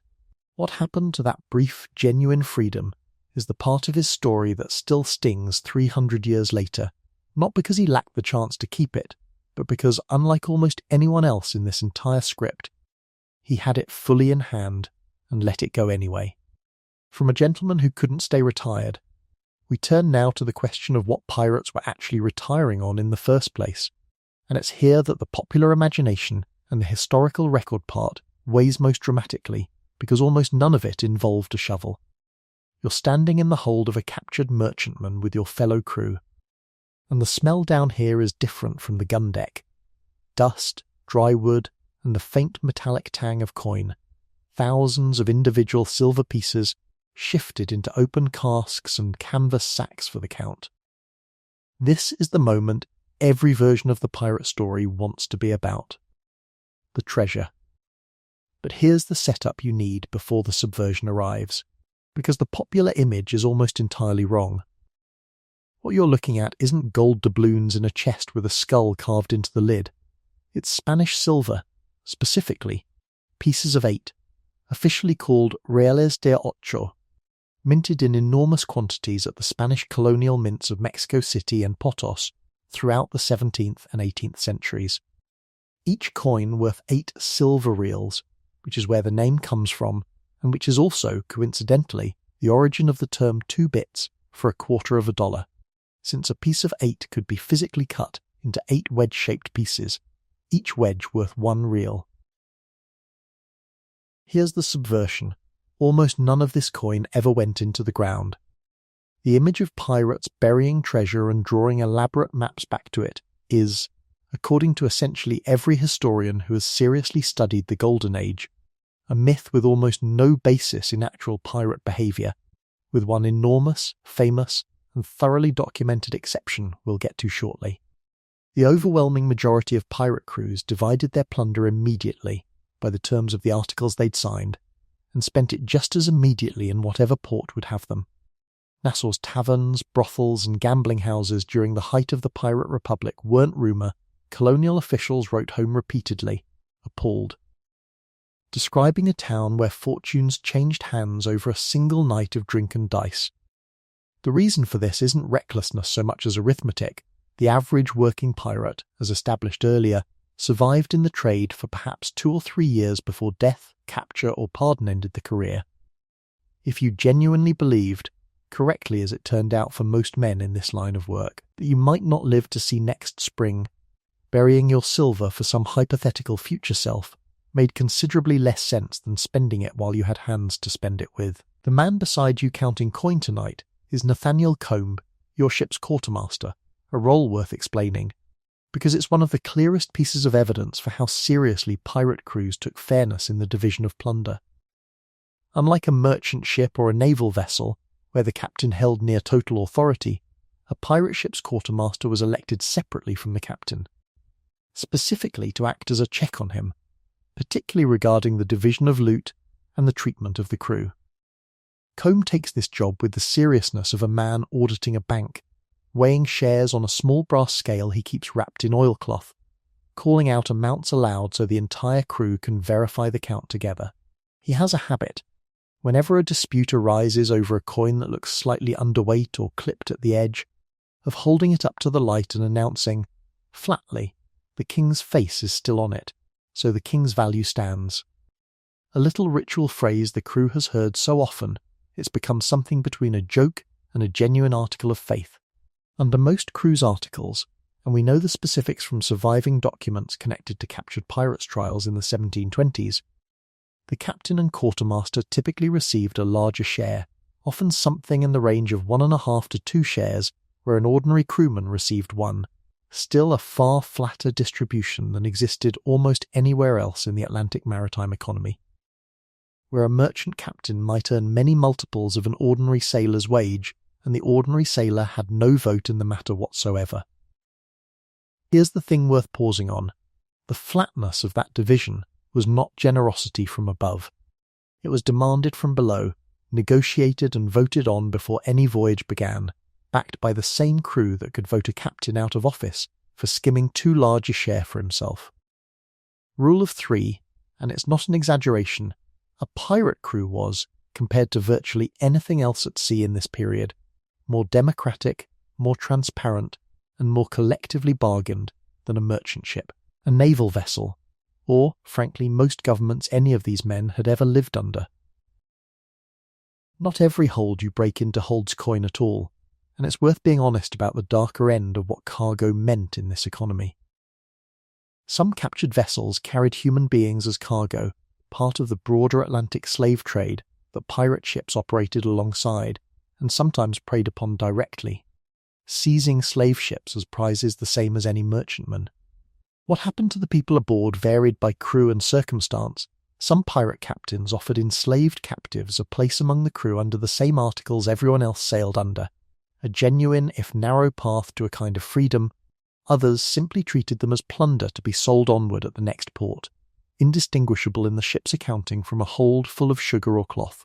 There's no single tidy answer to how pirates handled this, and this script won't pretend otherwise. It's the same uncomfortable tension that showed up already in the injury compensation articles, offering enslaved people as an alternative payment. A crew that built one of the fairest internal economies of its era still operated, without apparent contradiction, in most of their own minds. Inside the same brutal system, it occasionally offered narrow escape from. By your third prize taken that season, the pattern has become clear enough that you could set a clock to it. Capture, count, divide, spend, comb insists, every single time, on a full public accounting before a single coin leaves the hold, not out of sentiment, but because he's watched what happens on crews where the count gets rushed or hidden, and it's never good, usually ending in accusations, sometimes in violence, occasionally in a marooning. His caution has earned him a kind of quiet respect that outranks his official share. Here's the bad news buried inside all this careful fairness, though. Fair division doesn't mean sustainable division. Combe himself, for all his ledger-keeper's discipline with the crew's collective money, spends his own share within weeks of every voyage, same as everyone else, new boots, a new coat, drinks bought for the table, occasionally an actual small keepsake he sends, through unreliable and roundabout channels, to a sister in Bristol he hasn't seen in 6 years. In short, the man most responsible for making sure pirate treasure was divided honestly was no better than anyone else at holding on to it once it was his.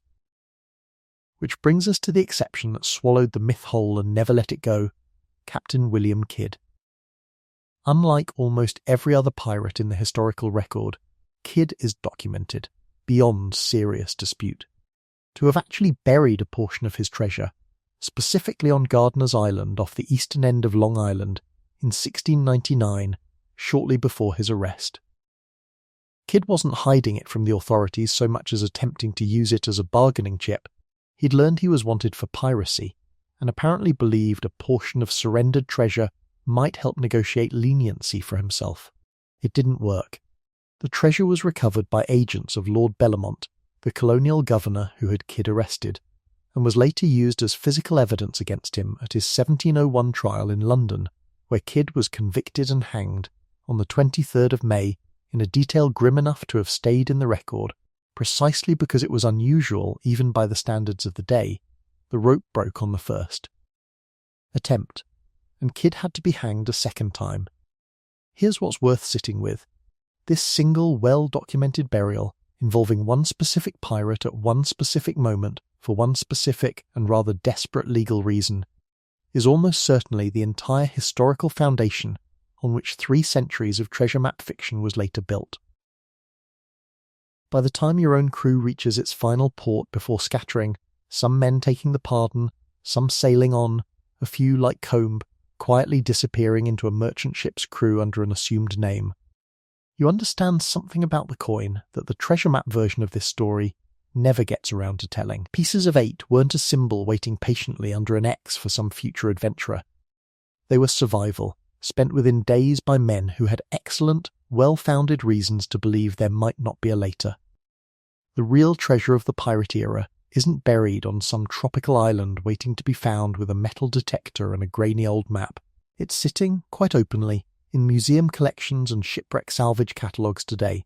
Silver pieces of 8 recovered from wrecks like the 1715 Spanish treasure fleet, which sank in a hurricane off the Florida coast, carrying an estimated 14 million pesos in coin and precious cargo, a disaster so enormous it created its own minor pirate boom, as opportunists rushed to salvage what the sea hadn't already claimed. That's the coin in the coin, and it never once needed a shovel.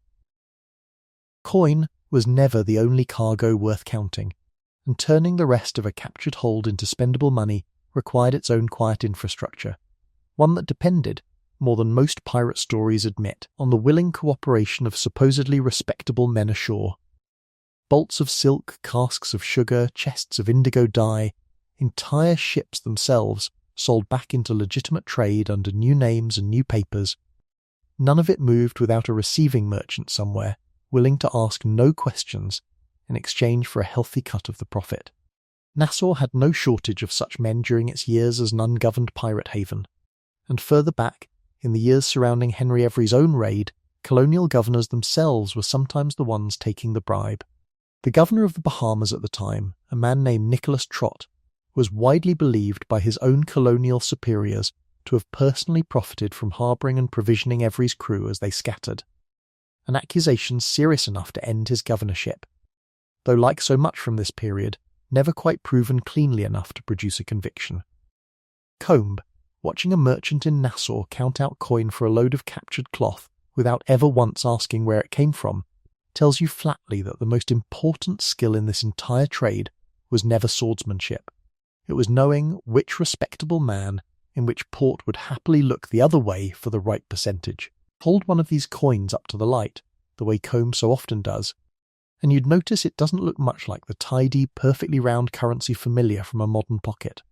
Most pieces of 8 in circulation during this period were what collectors now call cobs, crudely cut, irregularly shaped chunks of silver stamped by hand with the Spanish coat of arms and struck quickly at colonial mints under enormous production pressure, prioritizing weight and silver content over any cosmetic uniformity. A merchant weighing a stack of them cared far more about the scale's reading than about whether the edges matched, which is exactly why Combe keeps his own small brass scale wrapped so carefully in oilcloth, and why his flat little ritual line about the king's face still being on it carries more literal weight than it first sounds like it should. Each coin, in theory, contained close to an ounce of silver, though shaving and clipping coins for their metal was common enough that a careful counter genuinely needed to check. Here's a detail that puts the pieces of 8 themselves in a wider context most versions of this story skip entirely. This coin wasn't just pirate plunder. It was quite literally money, the actual working currency of the British American colonies, where an official shortage of English coin left colonists relying so heavily on Spanish silver that the piece of 8 remained legal tender in parts of the United States for well over a century after independence, not formally withdrawn from American circulation until the 1850s. When a pirate crew divided a captured chest of reels on an open deck, they weren't handling exotic foreign booty destined for a museum case someday. They were handling the actual ordinary cash economy of the Atlantic world, spendable in the very same Charleston or Nassau taverns where they'd go on to spend it within the week. That's part of why burial made so little practical sense to begin with, hiding away money that functioned everywhere, that every merchant and tavern keeper accepted without hesitation, offered far less benefit than simply putting it straight back into circulation while you still had the chance. Combe has his own private theory about why Spanish coin specifically became the trade's universal currency rather than English, French or Dutch money, and he's not entirely wrong about it. Spanish colonial mints simply produced far more silver, drawn from the enormous mines of Potos and Mexico, than any rival European power's colonies could match. Flooding the Atlantic economy with a single recognisable trusted standard that every merchant from Charleston to Cartagena would accept without argument. A pirate crew raiding indiscriminately across flags didn't need to worry about which nation's money they'd end up with. Nearly everyone's hold, sooner or later, carried some quantity of the same Spanish silver, because nearly everyone in the Atlantic world was already using it too. Picture the tavern itself on a night when a ship has just come in from a successful voyage, because it's worth sitting in that scene for a moment, rather than rushing past it toward the next lesson. Dice rattle across a warped wooden table slick with spilled rum. A fiddle player, paid in advance and none too particular about the tune, scrapes out something loud enough to be heard over the noise. Coin changes hands constantly. Won, lost, spent on drink, spent on companionship. Occasionally simply given away in a burst of generosity that makes considerably more sense once you remember how few of these men expected to see another such night. Combe, ever the careful accountant even off duty, watches one young hand lose the better part of his share at dice within a single hour and says nothing, offers no lecture. Because he understands something the boy hasn't learned yet, there's no version of frugality that changes the actuarial reality waiting for most men in this trade. In short, the tavern wasn't recklessness. It was, in its own grim arithmetic, the most rational financial planning available to a man who had good reason to believe tomorrow might not come. From treasure that mostly wasn't hoarded, we move now to the man whose job it was to end the entire pirate era, and who discovered, in one of history's tidier ironies, that offering everyone else a second chance did nothing at all to protect his own. On a July morning in 1718, a fleet of Royal Navy warships dropped anchor in Nassau Harbour, and the man who came ashore in a small boat to formally claim the governorship of the Bahamas had by that point in his life already survived more genuine adventure than most of the pirates he'd come to pardon. His name was Woodes Rogers, and nearly a decade earlier, in February of 1709, as captain of a privateering expedition circling the globe, he had put ashore on the remote Pacific island of Misatiera and discovered a man who had been marooned there, alone, for 4 years and 4 months, a Scottish sailor named Alexander Selkirk, whose story of solitary survival would, within a few years of Rogers publishing his own account of the voyage, become the inspiration for Daniel Defoe's Robinson Crusoe, one of the most influential novels in the English language. Rogers rescued Selkirk, brought him home, and returned from his circumnavigation with a substantial fortune in captured Spanish plunder and a reputation as one of the most capable privateer captains of his generation. None of that prepared him for what Nassau would eventually do to him. This is the story of Woodes Rogers, the man history remembers as the pirate's pardoner, the governor who single-handedly dismantled the pirate republic of Nassau and offered its inhabitants a clean legal exit, and whose own retirement, when it finally came, looked nothing like the triumphant homecoming his earlier adventures might have promised. Rogers arrived in the Bahamas in 1718, backed by a royal commission as governor, a small Royal Navy escort, and, crucially, a substantial amount of his own personal money and credit, raised from investors who expected the Bahamas venture to turn a profit once trade and order were restored to a colony that had, for the better part of a decade, functioned as essentially an ungoverned pirate haven. Roughly 600 pirates surrendered to him within his first weeks in office, taking the pardon rather than face the Navy ships riding at anchor in the harbour as a rather pointed alternative. On paper, it looked like an extraordinary success, and for a while it genuinely was. Here's the subversion, and it arrives slowly rather than all at once. Which somehow makes it worse. Pacifying Nassau turned out to be considerably more expensive, and considerably less profitable than anyone back in London had promised Rogers's investors it would be. The colony he'd been sent to govern had no real economy to speak of beyond piracy and smuggling. Rogers had, in effect. been asked to replace an entire local industry with nothing particular to put in its place, while also funding the fortifications, garrison and administration needed to keep the pardoned pirates from simply drifting back to their old trade out of boredom and poverty, the same quiet danger we saw claim so many men back at the start of tonight's story. Trade didn't flourish the way investors had been promised it would. Disease swept through the garrison, killing soldiers faster than replacements could be recruited and shipped from England. And Charles Vane, a pirate captain who had flatly refused the pardon Rogers offered, sailing out of Nassau harbour under his black flag rather than surrender it.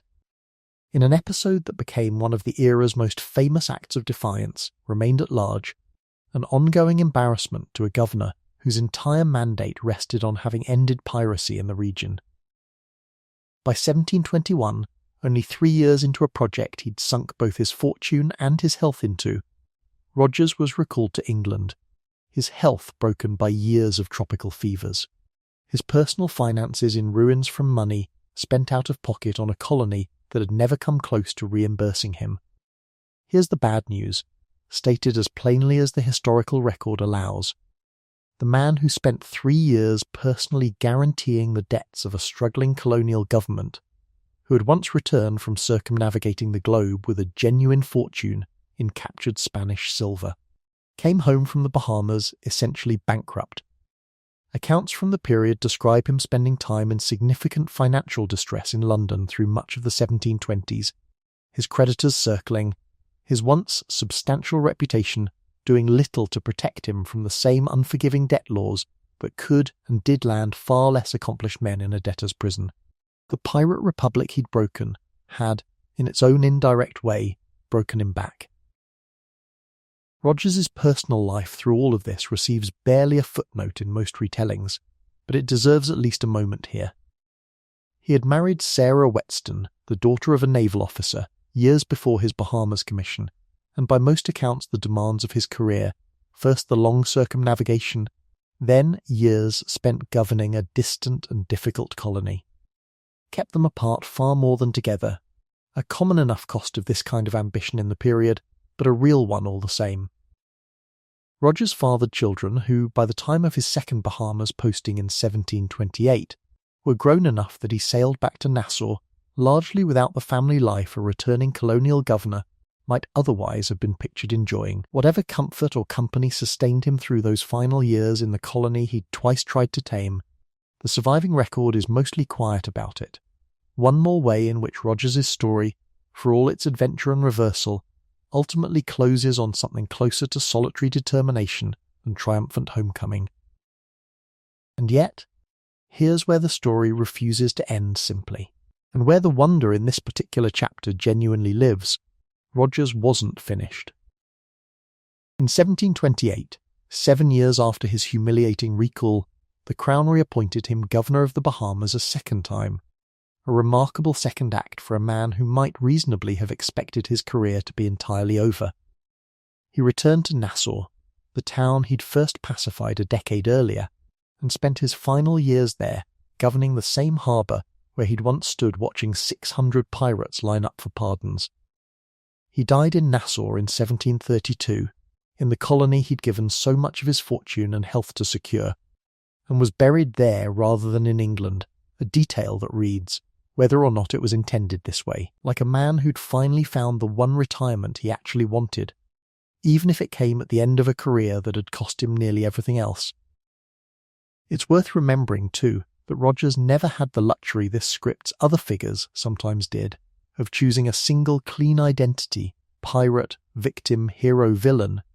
He arrived in Nassau as a former privateer, who had himself once operated in the legally ambiguous space between sanctioned raiding and outright piracy, hunting Spanish shipping under a Crown commission that looked, from the deck of a Spanish merchantman under fire, exactly like an act of piracy regardless of the paperwork behind it. The man sent to draw a hard line between lawful and unlawful violence at sea had spent a considerable portion of his own earlier career standing rather close to that same line himself, which may be part of why the pardon he administered showed the pragmatic, unsentimental flexibility that it did. Rogers left one more mark on Nassau that outlasted every ledger of debt he ever carried. And it's worth pausing on for what it says about how he understood his own mission there. He is credited with adopting, for the colony's official seal, a Latin motto that translates roughly to pirates expelled, commerce restored, a blunt, almost proud statement of exactly what he believed he'd been sent across the Atlantic to accomplish, stamped onto the colony's own governing symbol for anyone who cared to look. There's something worth sitting with in a man choosing to define his own legacy in those terms before the worst of his financial ruin had even fully arrived. Not treasure recovered, not pirates hanged. But commerce restored, the quiet, unglamorous, bureaucratic victory of turning a lawless harbour into a functioning colonial port.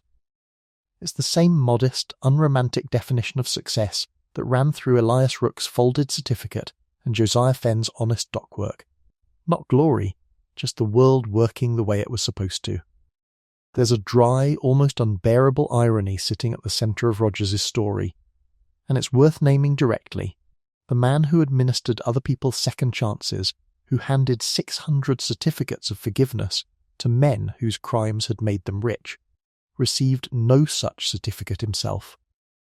No pardon exists for bad investment timing, for a colony that couldn't pay its own bills, for tropical fever that took soldiers faster than transport ships could replace them.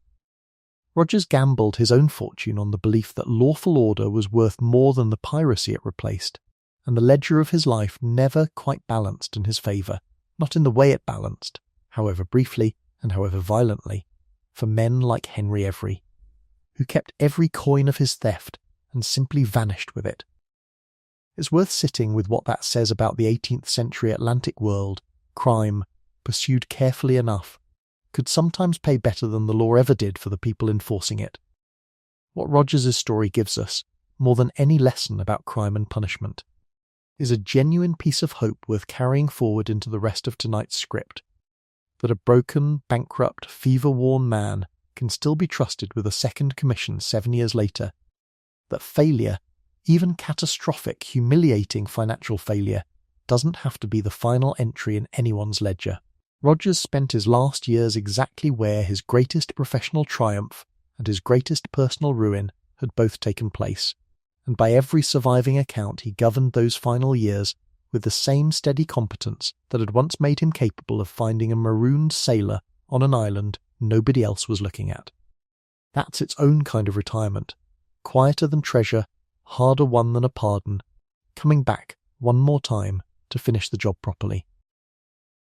The circumnavigation that made Rogers famous before Nassau ever entered his life deserves its own moment of attention, because it explains why the men of Nassau, pirates and honest sailors alike, already knew his name and reputation before his ship ever dropped anchor in their harbour. Between 1708 and 1711, commanding 2 privateering vessels named the Duke and the Duchess under a legal commission against Spanish shipping, Rogers led one of the most successful privateering voyages of the entire era, capturing a Spanish Manila galleon off the coast of California laden with a genuine fortune in Asian goods and coin. The voyage nearly cost him his life more than once. In one engagement, Rogers took a musket ball to the jaw, a wound severe enough that he reportedly could not speak properly for some time afterward, and carried the physical mark of it for the rest of his days. He returned to England not just wealthy but famous, the rescue of the marooned Alexander Selkirk woven into his own published account of the voyage. And it's worth remembering that the man who arrived in Nassau a decade later to dismantle a pirate republic was, by any fair measure, already exactly the kind of hardened, battle-tested sea captain the pirates themselves might otherwise have, respected under different circumstances.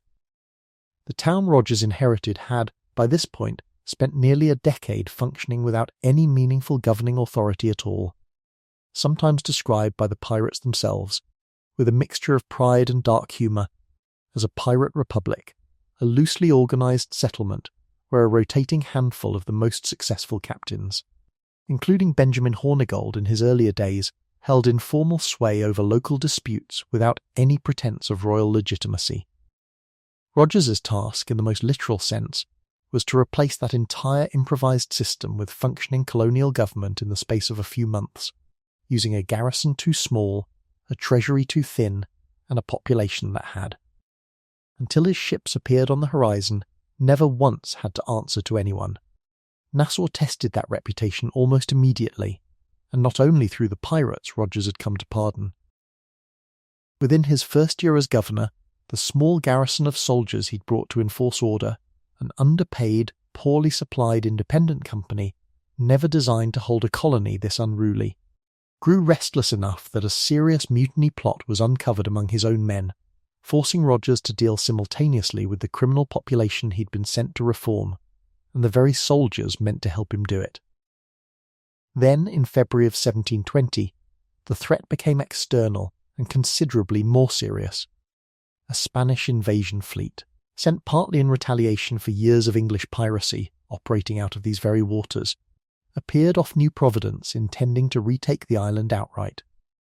Rogers, commanding a garrison thinned by disease and desertion, found an unlikely source of reinforcement in exactly the population his critics assumed would abandon him at the first opportunity.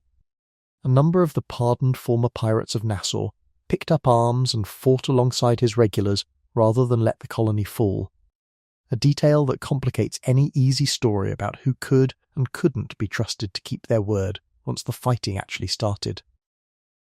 The Spanish fleet, finding the defence stiffer than expected, ultimately withdrew without taking the island.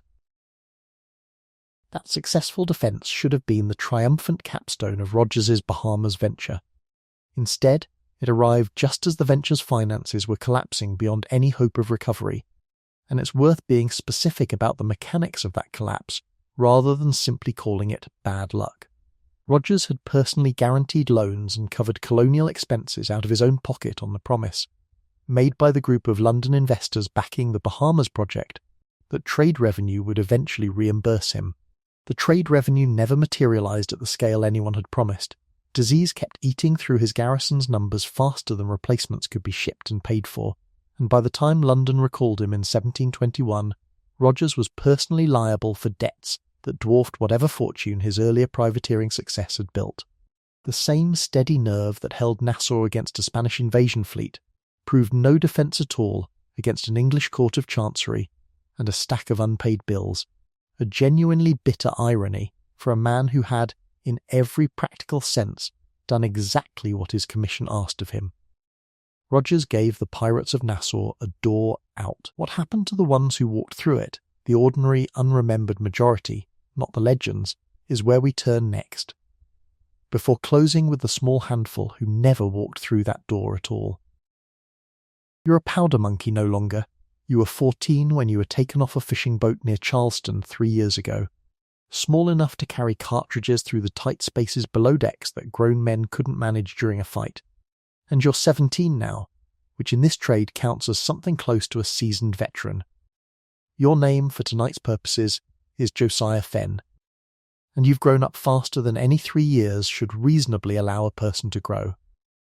In a trade where the difference between a boy and a man was mostly a matter of how steady your hands stayed when the cannons started.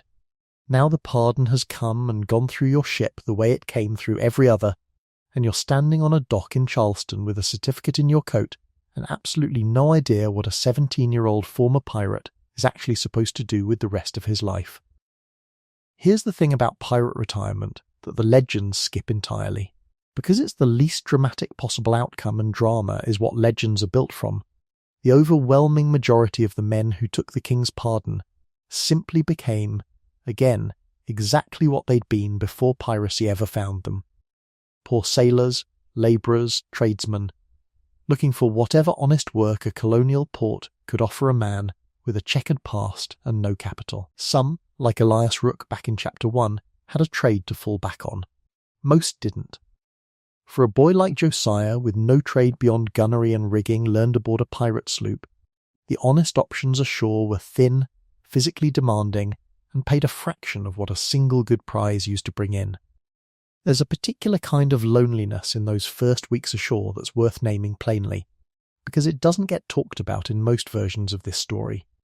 Aboard ship, whatever else it was, you always knew where you belonged, a bunk, a station, a role the whole crew depended on and recognised. Ashore, pardoned and free, you belong to nothing in particular. Nobody on the Charleston docks knows your name well enough to miss you if you don't show up. It's the specific, quiet cost of a democratic, tightly bound crew. Leaving it, even for good reason, means leaving the only structure that ever told you clearly who you were. By your first month ashore, you've taken work on the Charleston docks loading and unloading merchant cargo, standing shoulder to shoulder with men who have no idea, and would be considerably less friendly if they did, that the boy hauling their crates spent the last 3 years of his life boarding ships at gunpoint. It's exhausting work, it pays perhaps $1 a day, and it's the single most honest thing you've done since you were 14 years old. Here's the dry joke worth allowing yourself, the way the crew always would have, after 3 years learning to survive cannon fire, boarding actions, and a captain with a genuinely alarming temper. The thing that nearly breaks you in your first month of legal employment is a foreman who counts crates twice and still can't seem to get the number right. Within a year of signing the articles that first put you aboard a pirate ship, and now roughly 8 months into your legal retirement, you've picked up a second, steadier line of work, not glamorous, but reliable, mending nets and rigging for the same Charleston fishermen, whose boats your old ship might, on a worse day and a different flag, have simply raided outright. There's something quietly strange about that, working honestly to repair the same kind of gear you once helped seize by force, and you think about it more than you'd admit to anyone. The bad news is that the pay barely covers a room and food. The good news, such as it is, arrives from an unexpected direction. Word reaches Charleston that former Nassau pirate captain Benjamin Hornigold, one of the men who took the pardon early and immediately went to work hunting down pirates who hadn't, is looking for experienced hands willing to sail as privateers against the pirates still operating out of the Bahamas. It's the same skills, the same danger, and, crucially, the same word for it that the law actually respects. Privateer, not pirate. Chasing targets under a legal commission rather than a black flag. Privateering wasn't the only legal door available to a former pirate with useful sea skills, either, though it's the one that eventually opens for you. The Royal Navy itself, chronically short of experienced hands and none too particular about a recruit's exact history, provided he swore the proper oath and gave no obvious cause for suspicion, took on more than a few pardoned pirates over the years that followed the Great Amnesty, quietly absorbing men whose gunnery and rigging skills were exactly what a warship needed, regardless of where they'd first been learned. It's a strange thought to sit with. Some number of men who once sailed under a black flag spent their later years serving under the King's own colours, standing watch on the very ships that might, in an earlier chapter of their lives, have been sent to hunt them down. Here's what's worth sitting with about this particular fork in the road. Because it says something real about how thin the legal line actually was, the difference between the trade you left and the trade being offered to you now is almost entirely a matter of paperwork. Same ship handling skills. Same violence when it comes to that. Same risk of dying in a boarding action gone wrong. The only thing that's changed is whether a government considers your targets fair game or considers you the fair game yourself. Not every former pirate who signs on as a privateer does so out of patriotism or reformed conscience. Plenty do it simply because it's the only work available that pays anywhere close to what they were making before.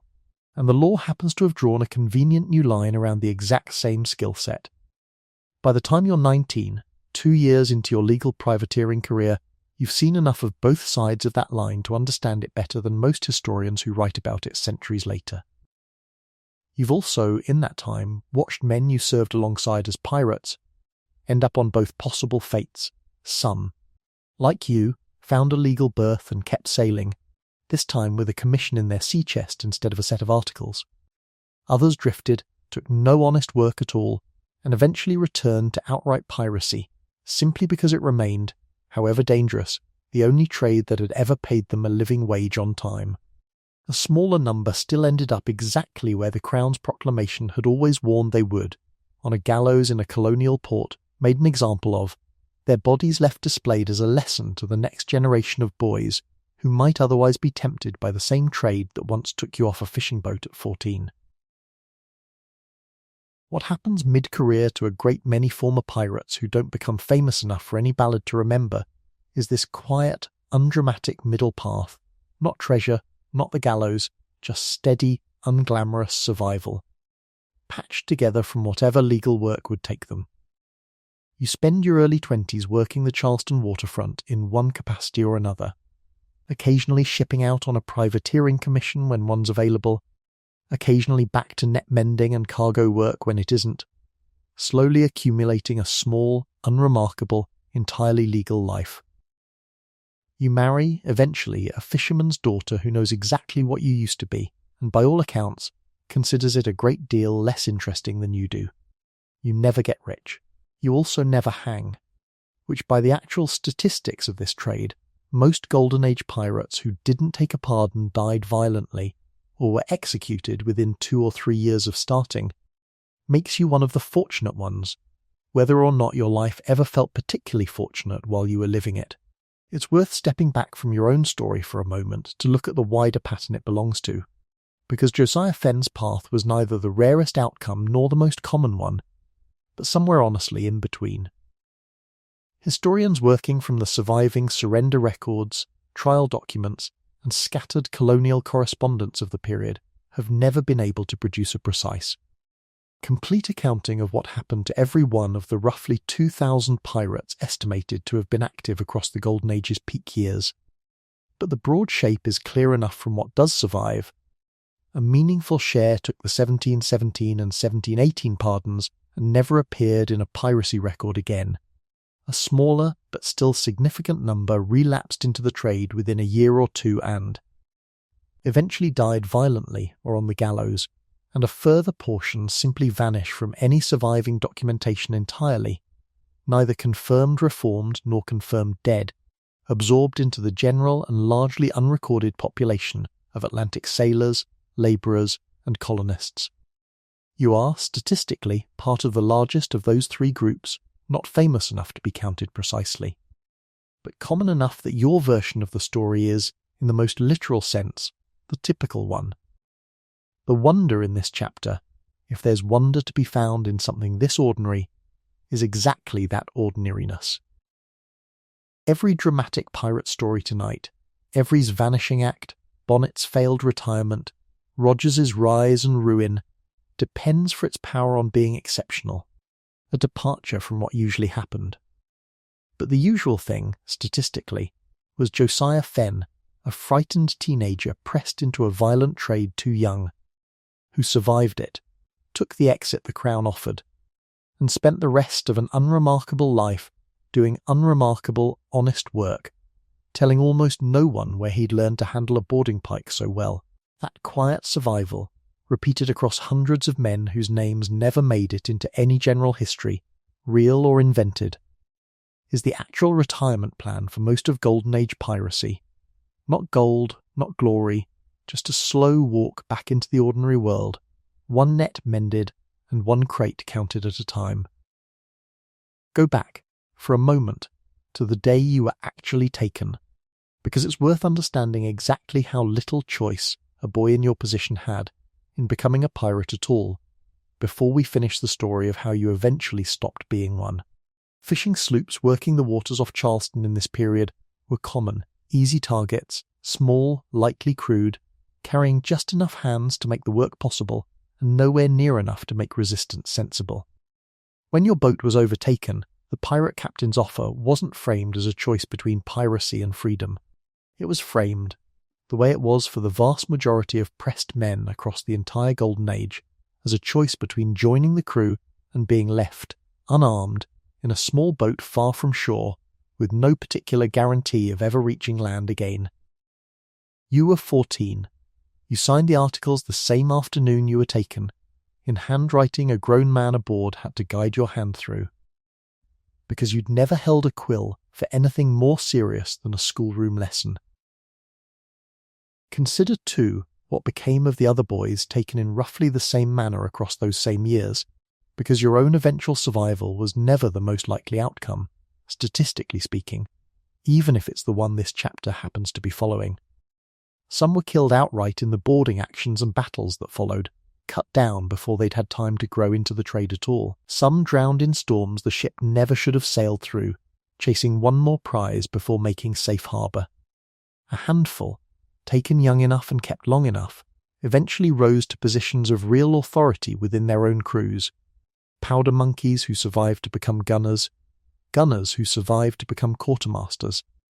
A career ladder built entirely on outliving the men above you, and a good number simply vanish from the surviving record entirely, their names appearing once in a captured ship's muster list, and never again in any document historians have yet found, which is its own kind of ending, neither triumphant nor tragic so much as simply unrecorded, the way most ordinary lives in this period ultimately were.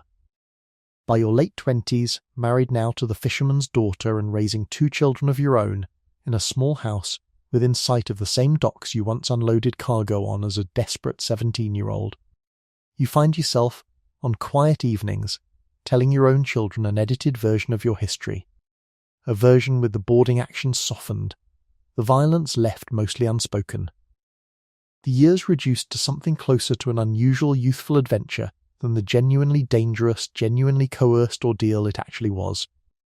It's not quite lying.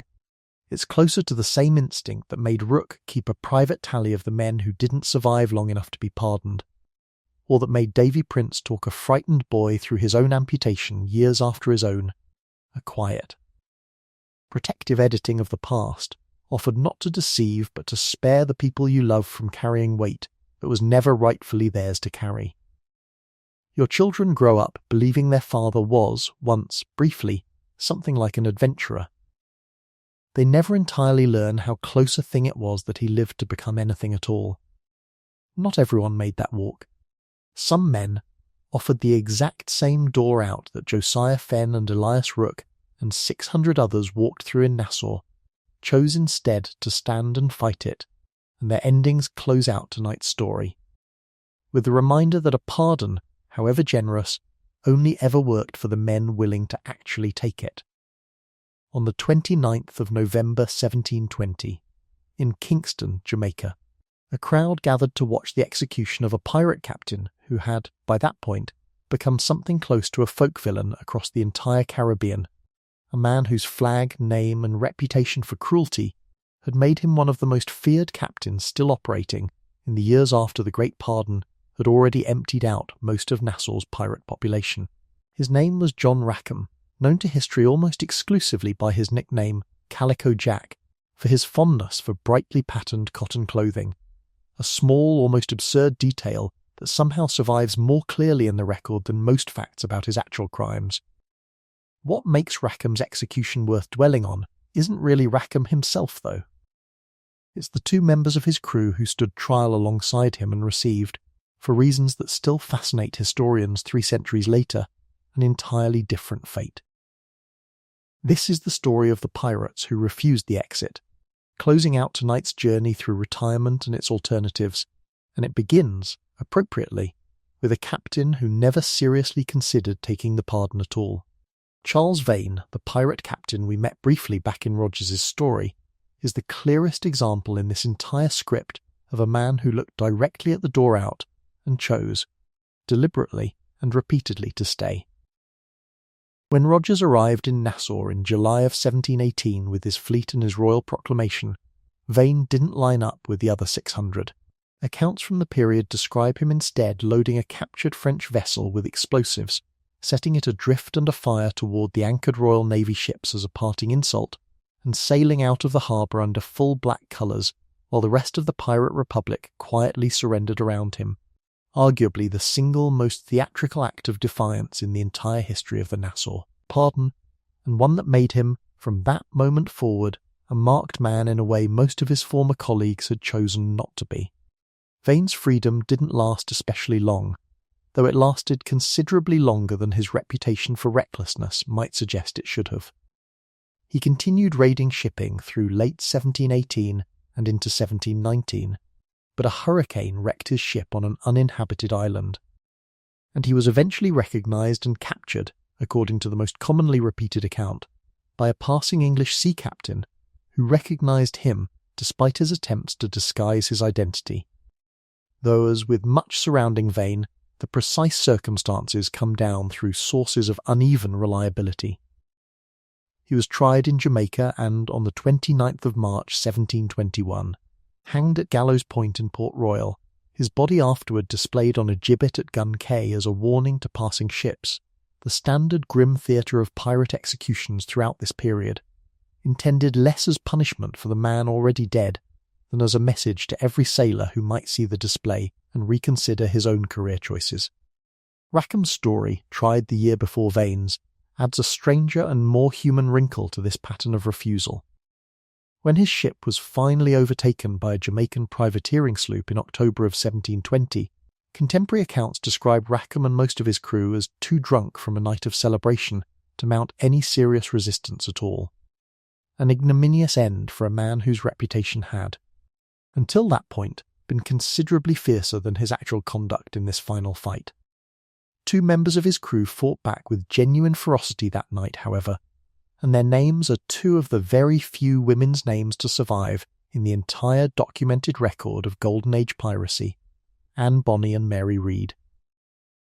Both were tried alongside Rackham, and both were sentenced to hang. Both, according to the surviving trial record, then informed the court that they were pregnant, a legal claim known at the time as pleading the belly, which, if verified by an examination, automatically postponed execution under English law, since hanging a pregnant woman was considered, even by the standards of 18th century colonial justice, a step too far. Here's the part of the story that resists a tidy ending, in a script that spent the last several chapters looking for exactly that. Mary Read died in prison in Jamaica in 1721, apparently of a fever, before any additional legal proceedings could resolve her case one way or the other. Anne Bonny's fate is considerably less clear.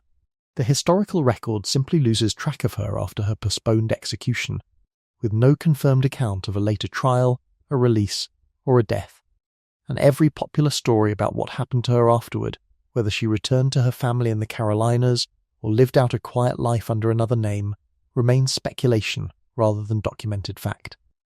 It's worth naming that gap honestly rather than filling it, the same way Every's ending had to be left honestly uncertain earlier tonight. Some retirements, even from a life this well documented in every other respect, simply vanish into the same silence that swallowed so much of piracy's ordinary, unfamous majority. Rackham himself was hanged at Gallows Point on the 18th of November 1720, and it's here that one of the more genuinely poignant, if disputed, details of the entire Golden Age surfaces, according to accounts that trace, once again, largely back to Johnson's general history, and should be treated with the same caution as everything else sourced there. Anne Bonny was permitted to see Rackham shortly before his execution, and told him, in words popular history has repeated so often they've become almost proverbial, that she was sorry to see him there, but that if he had fought like a man, he need not have been hanged like a dog.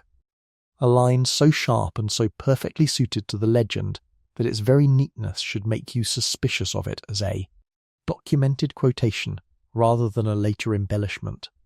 True or invented, it's become one of the most repeated lines in all of pirate lore, which tells you something about which stories the retelling of history chooses to preserve, and why.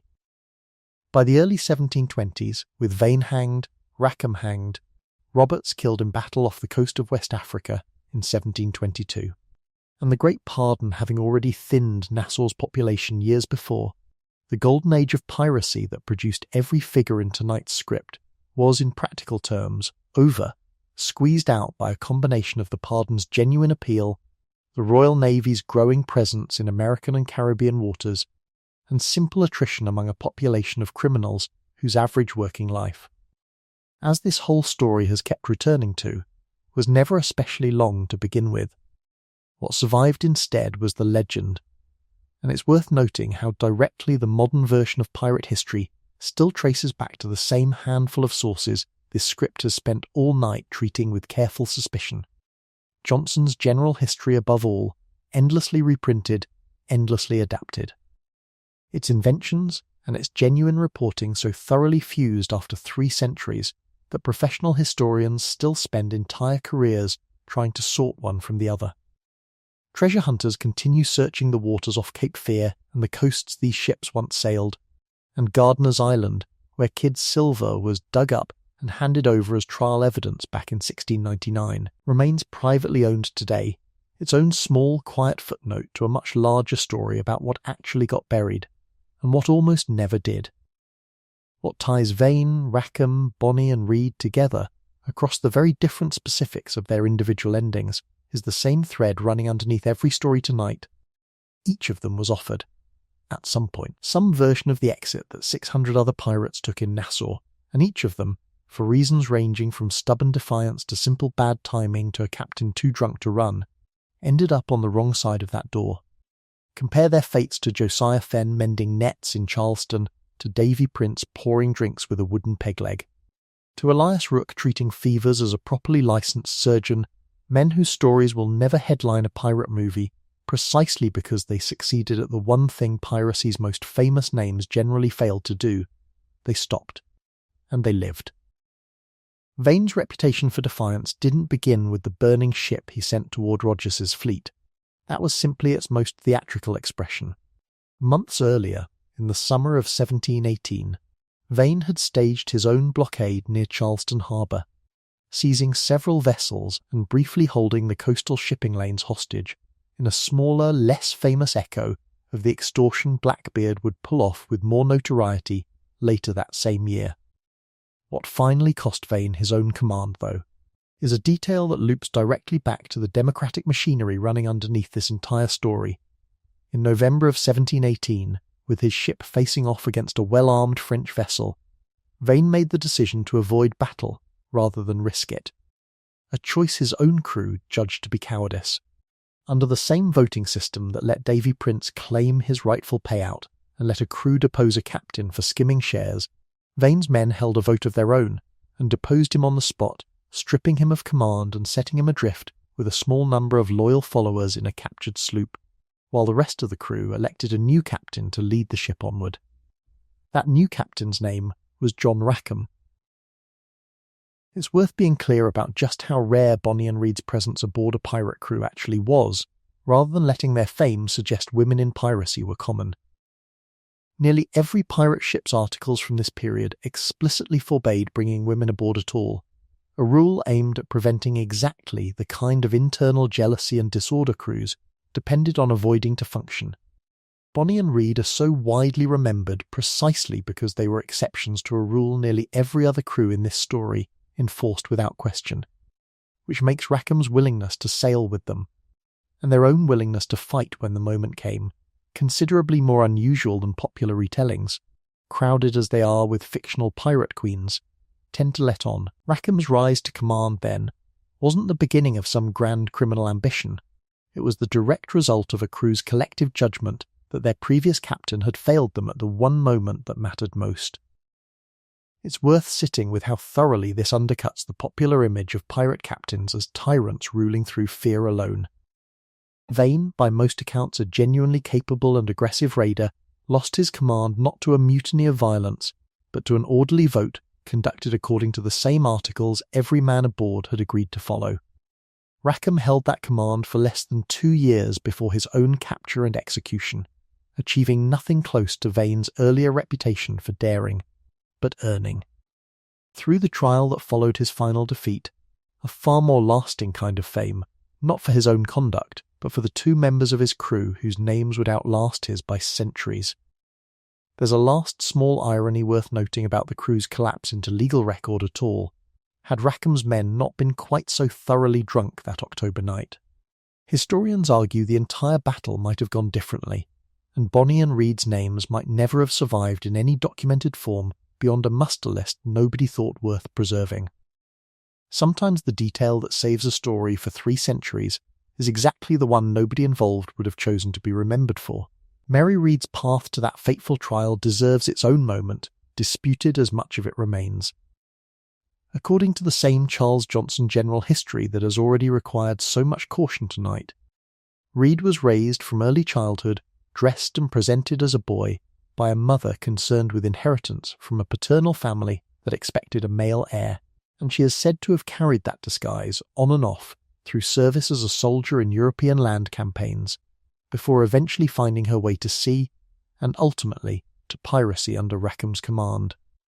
None of this can be verified through independent documentary sources the way Bonnet's letters or Kidd's buried silver can, and it should be held with exactly the same according to legend caution applied to every other detail traced back to Johnson's pen.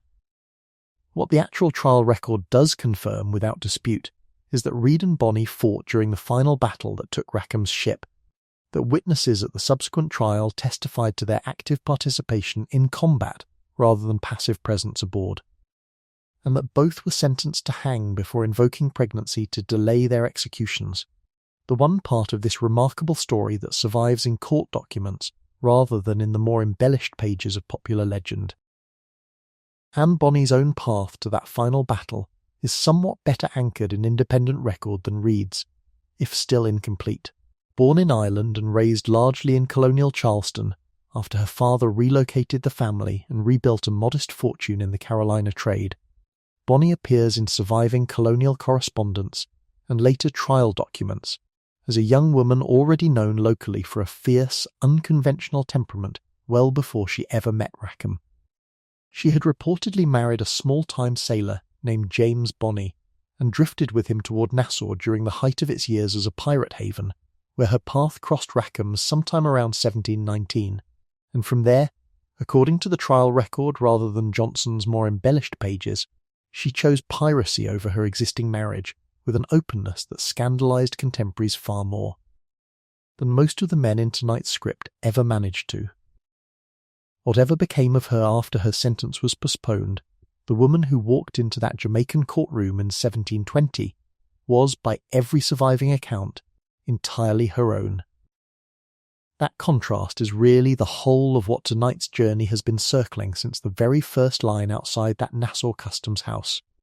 Piracy's most enduring legends. The names everyone still remembers 300 years later are disproportionately the stories of men and women who never actually managed to retire, who vanished like Every, who reoffended like Bonnet, who refused outright like Vane, who died before their sentence could even be carried out like Reed. The quiet successes, the ones who took the certificate and went on to become surgeons, net menders and tavern keepers and privateers, left almost no trace at all, which is, in its own way, exactly what a successful retirement from a criminal trade should look like. History remembers the pirates who couldn't stop. It rarely bothers to remember the ones who could. And perhaps that's the truest thing this whole story has to say about what retirement, for a pirate, actually meant. Not a monument, not a legend, just the rare, unglamorous privilege of being forgotten. That's the whole shape of it.